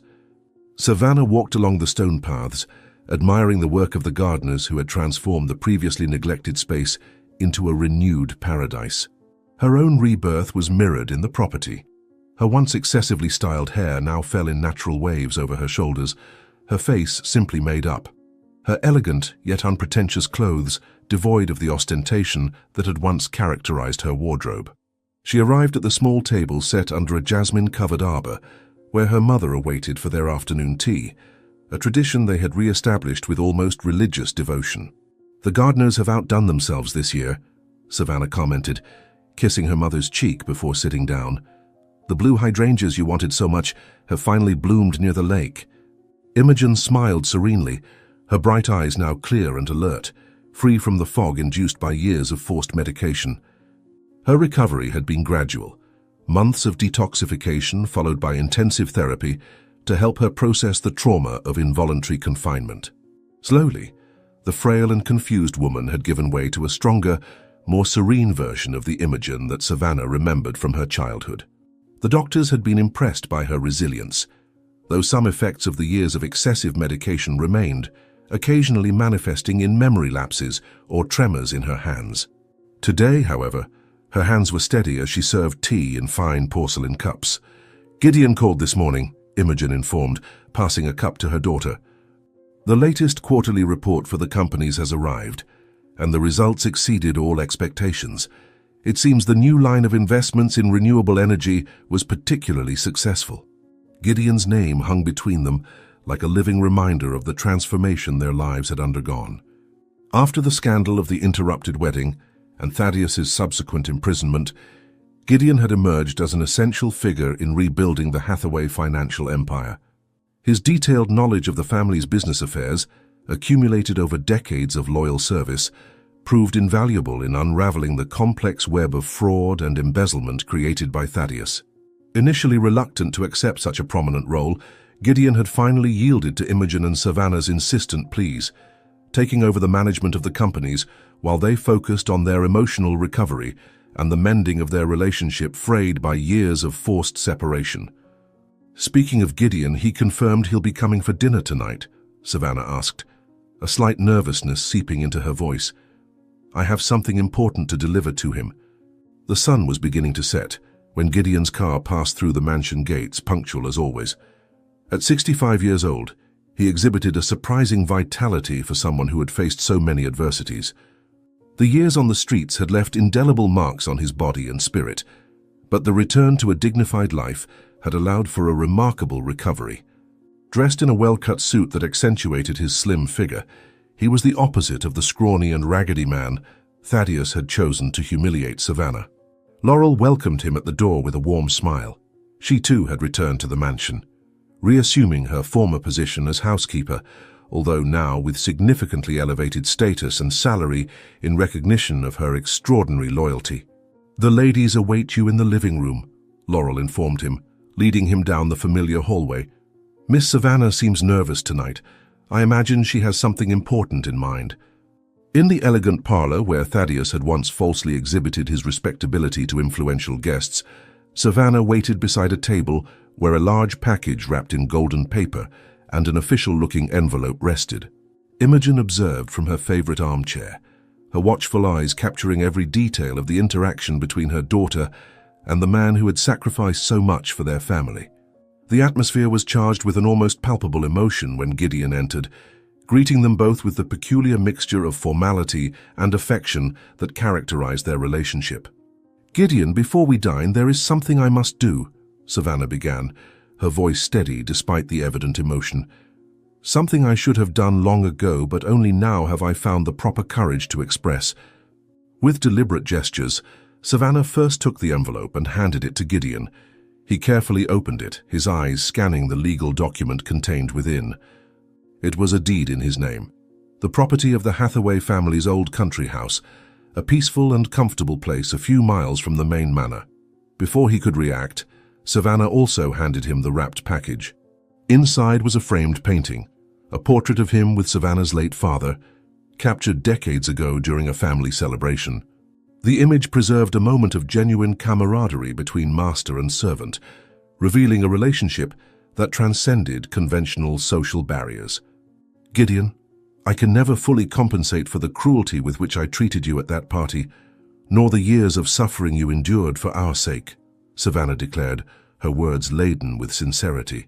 "But I hope you will accept this house as your permanent home and a place in our family not as an employee, but as the loyal man my father always knew you to be." The emotion on Gideon's face was unmistakable as his fingers traced the contours of the framed portrait. "Your gratitude honors me, Miss Savannah, but it was never necessary. I merely fulfilled the promise I made to your father to protect you both, no matter the cost." The dinner unfolded in an atmosphere of restrained celebration, with the three sharing stories from the past and plans for the future. Savannah explained her recent decision to resume her studies, enrolling in a law program specializing in advocacy for vulnerable individuals, a choice directly influenced by her mother's experience. Imogen, for her part, had created a foundation dedicated to investigating abuses in psychiatric institutions and supporting involuntarily committed patients. As for Gideon, in addition to administering the companies with surprising competence, he had established a reintegration program for homeless individuals, offering vocational training and temporary housing. The wine flowed as the conversation naturally transitioned to the subject that, even after 3 years, still loomed like a shadow over their recovered lives. "We received a notice from the prison administration," Imogen mentioned, her demeanor suddenly serious. "Thaddeus will be released next week, after serving only 3 years of his 8-year sentence. Good behavior and cooperation with other investigations, according to the document." The news was not unexpected. Thaddeus's lawyer had crafted a skillful defense, arguing that his client was more a desperate businessman trying to save struggling companies than a calculating criminal. The crimes against Imogen had been minimized as questionable but well-intentioned medical decisions. Still, the imminence of his release sent a chill down Savannah's spine. Thaddeus knew every inch of the mansion, every secret of the family. Was he plotting some kind of revenge? "You need not fear," Gideon assured them, perceiving the concern on their faces. "The parole agreement prohibits him from approaching you or any family property. Furthermore, all of his assets have been seized, and the reparations he was forced to pay have left him practically destitute." The next morning, an urge Savannah couldn't explain led her to suggest a visit to the penitentiary. She wanted to see Thaddeus one last time before his release, to close that chapter of their lives by looking him in the eye, free from the fear that had once paralyzed her. Imogen, after initial hesitation, decided to accompany her. The 2-hour drive to the medium security facility where Thaddeus was serving his sentence was silent, each lost in their own thoughts about the man who had almost destroyed their lives. The prison complex loomed ominously against the clear sky, an austere concrete structure surrounded by barbed wire and watchtowers. The entry procedure was lengthy and invasive: identification, search, escort through endless corridors, and security doors that slammed shut with metallic clangs behind them.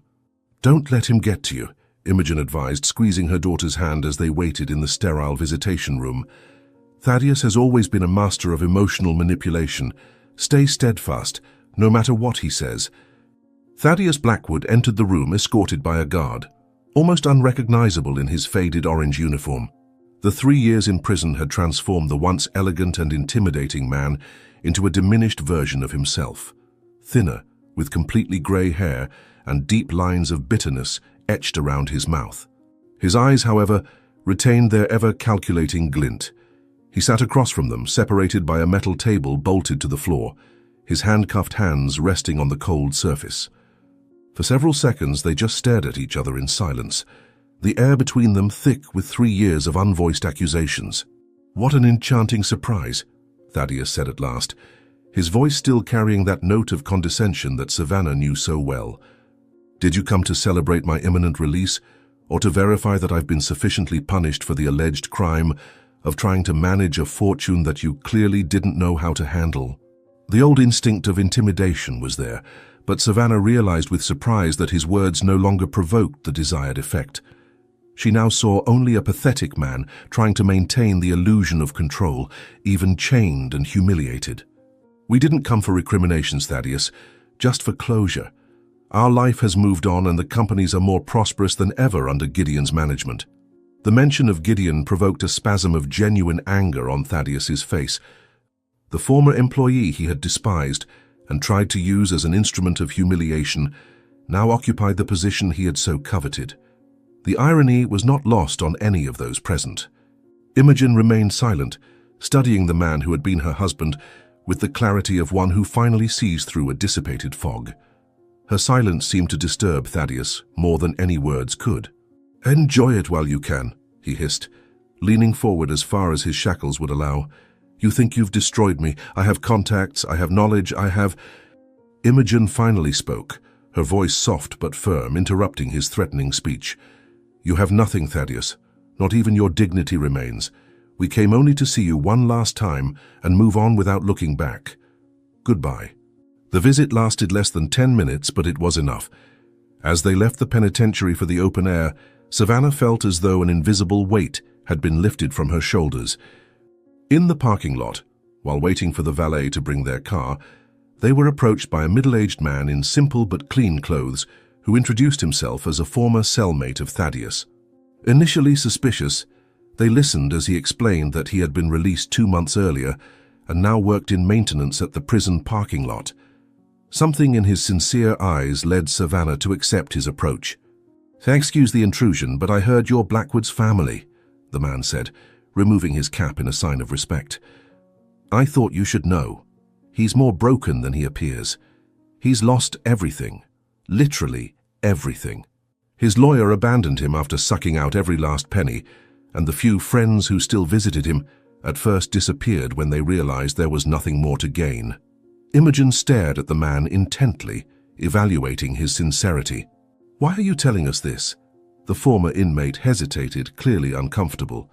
"Because I overheard his plans on the nights when he thought I was asleep.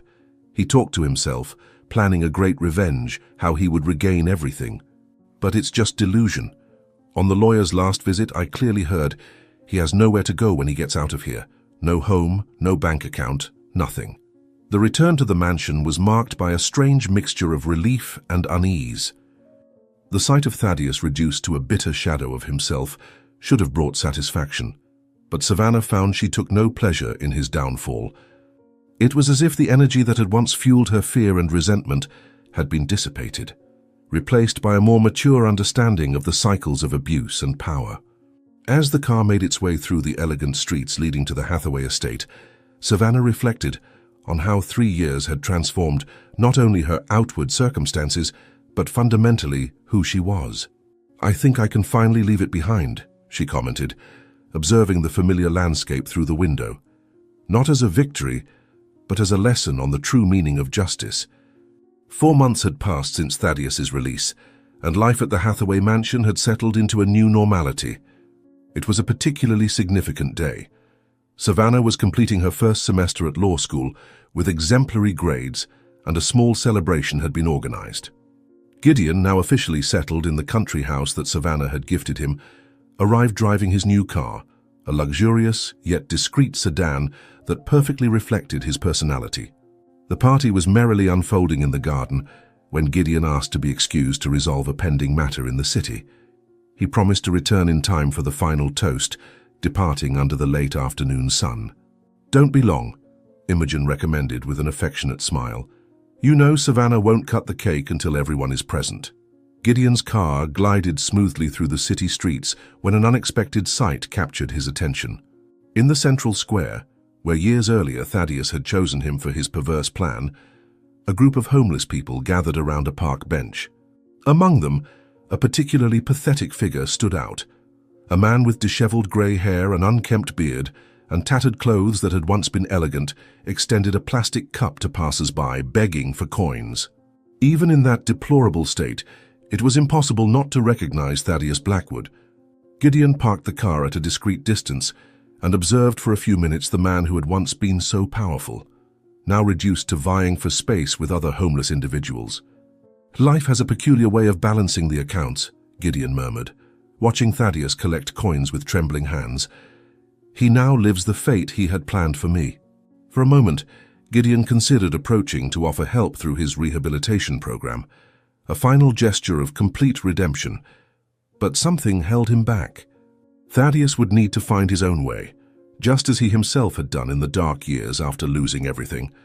With one last look at the disheveled man on the park bench, the same one where he had spent countless nights, Gideon started the engine. "May you find peace one day," he simply said, adjusting the rearview mirror and driving away from the square. Everyone deserves a second chance, even those who denied that right to others. The luxury car gently accelerated, taking Gideon back to the Hathaway mansion, where a recovered family awaited him, not as an employee but as a respected and beloved member.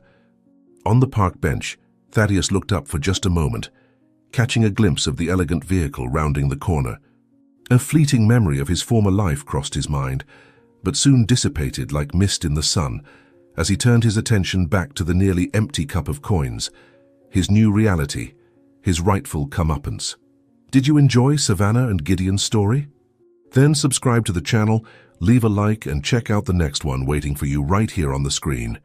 I'll see you there.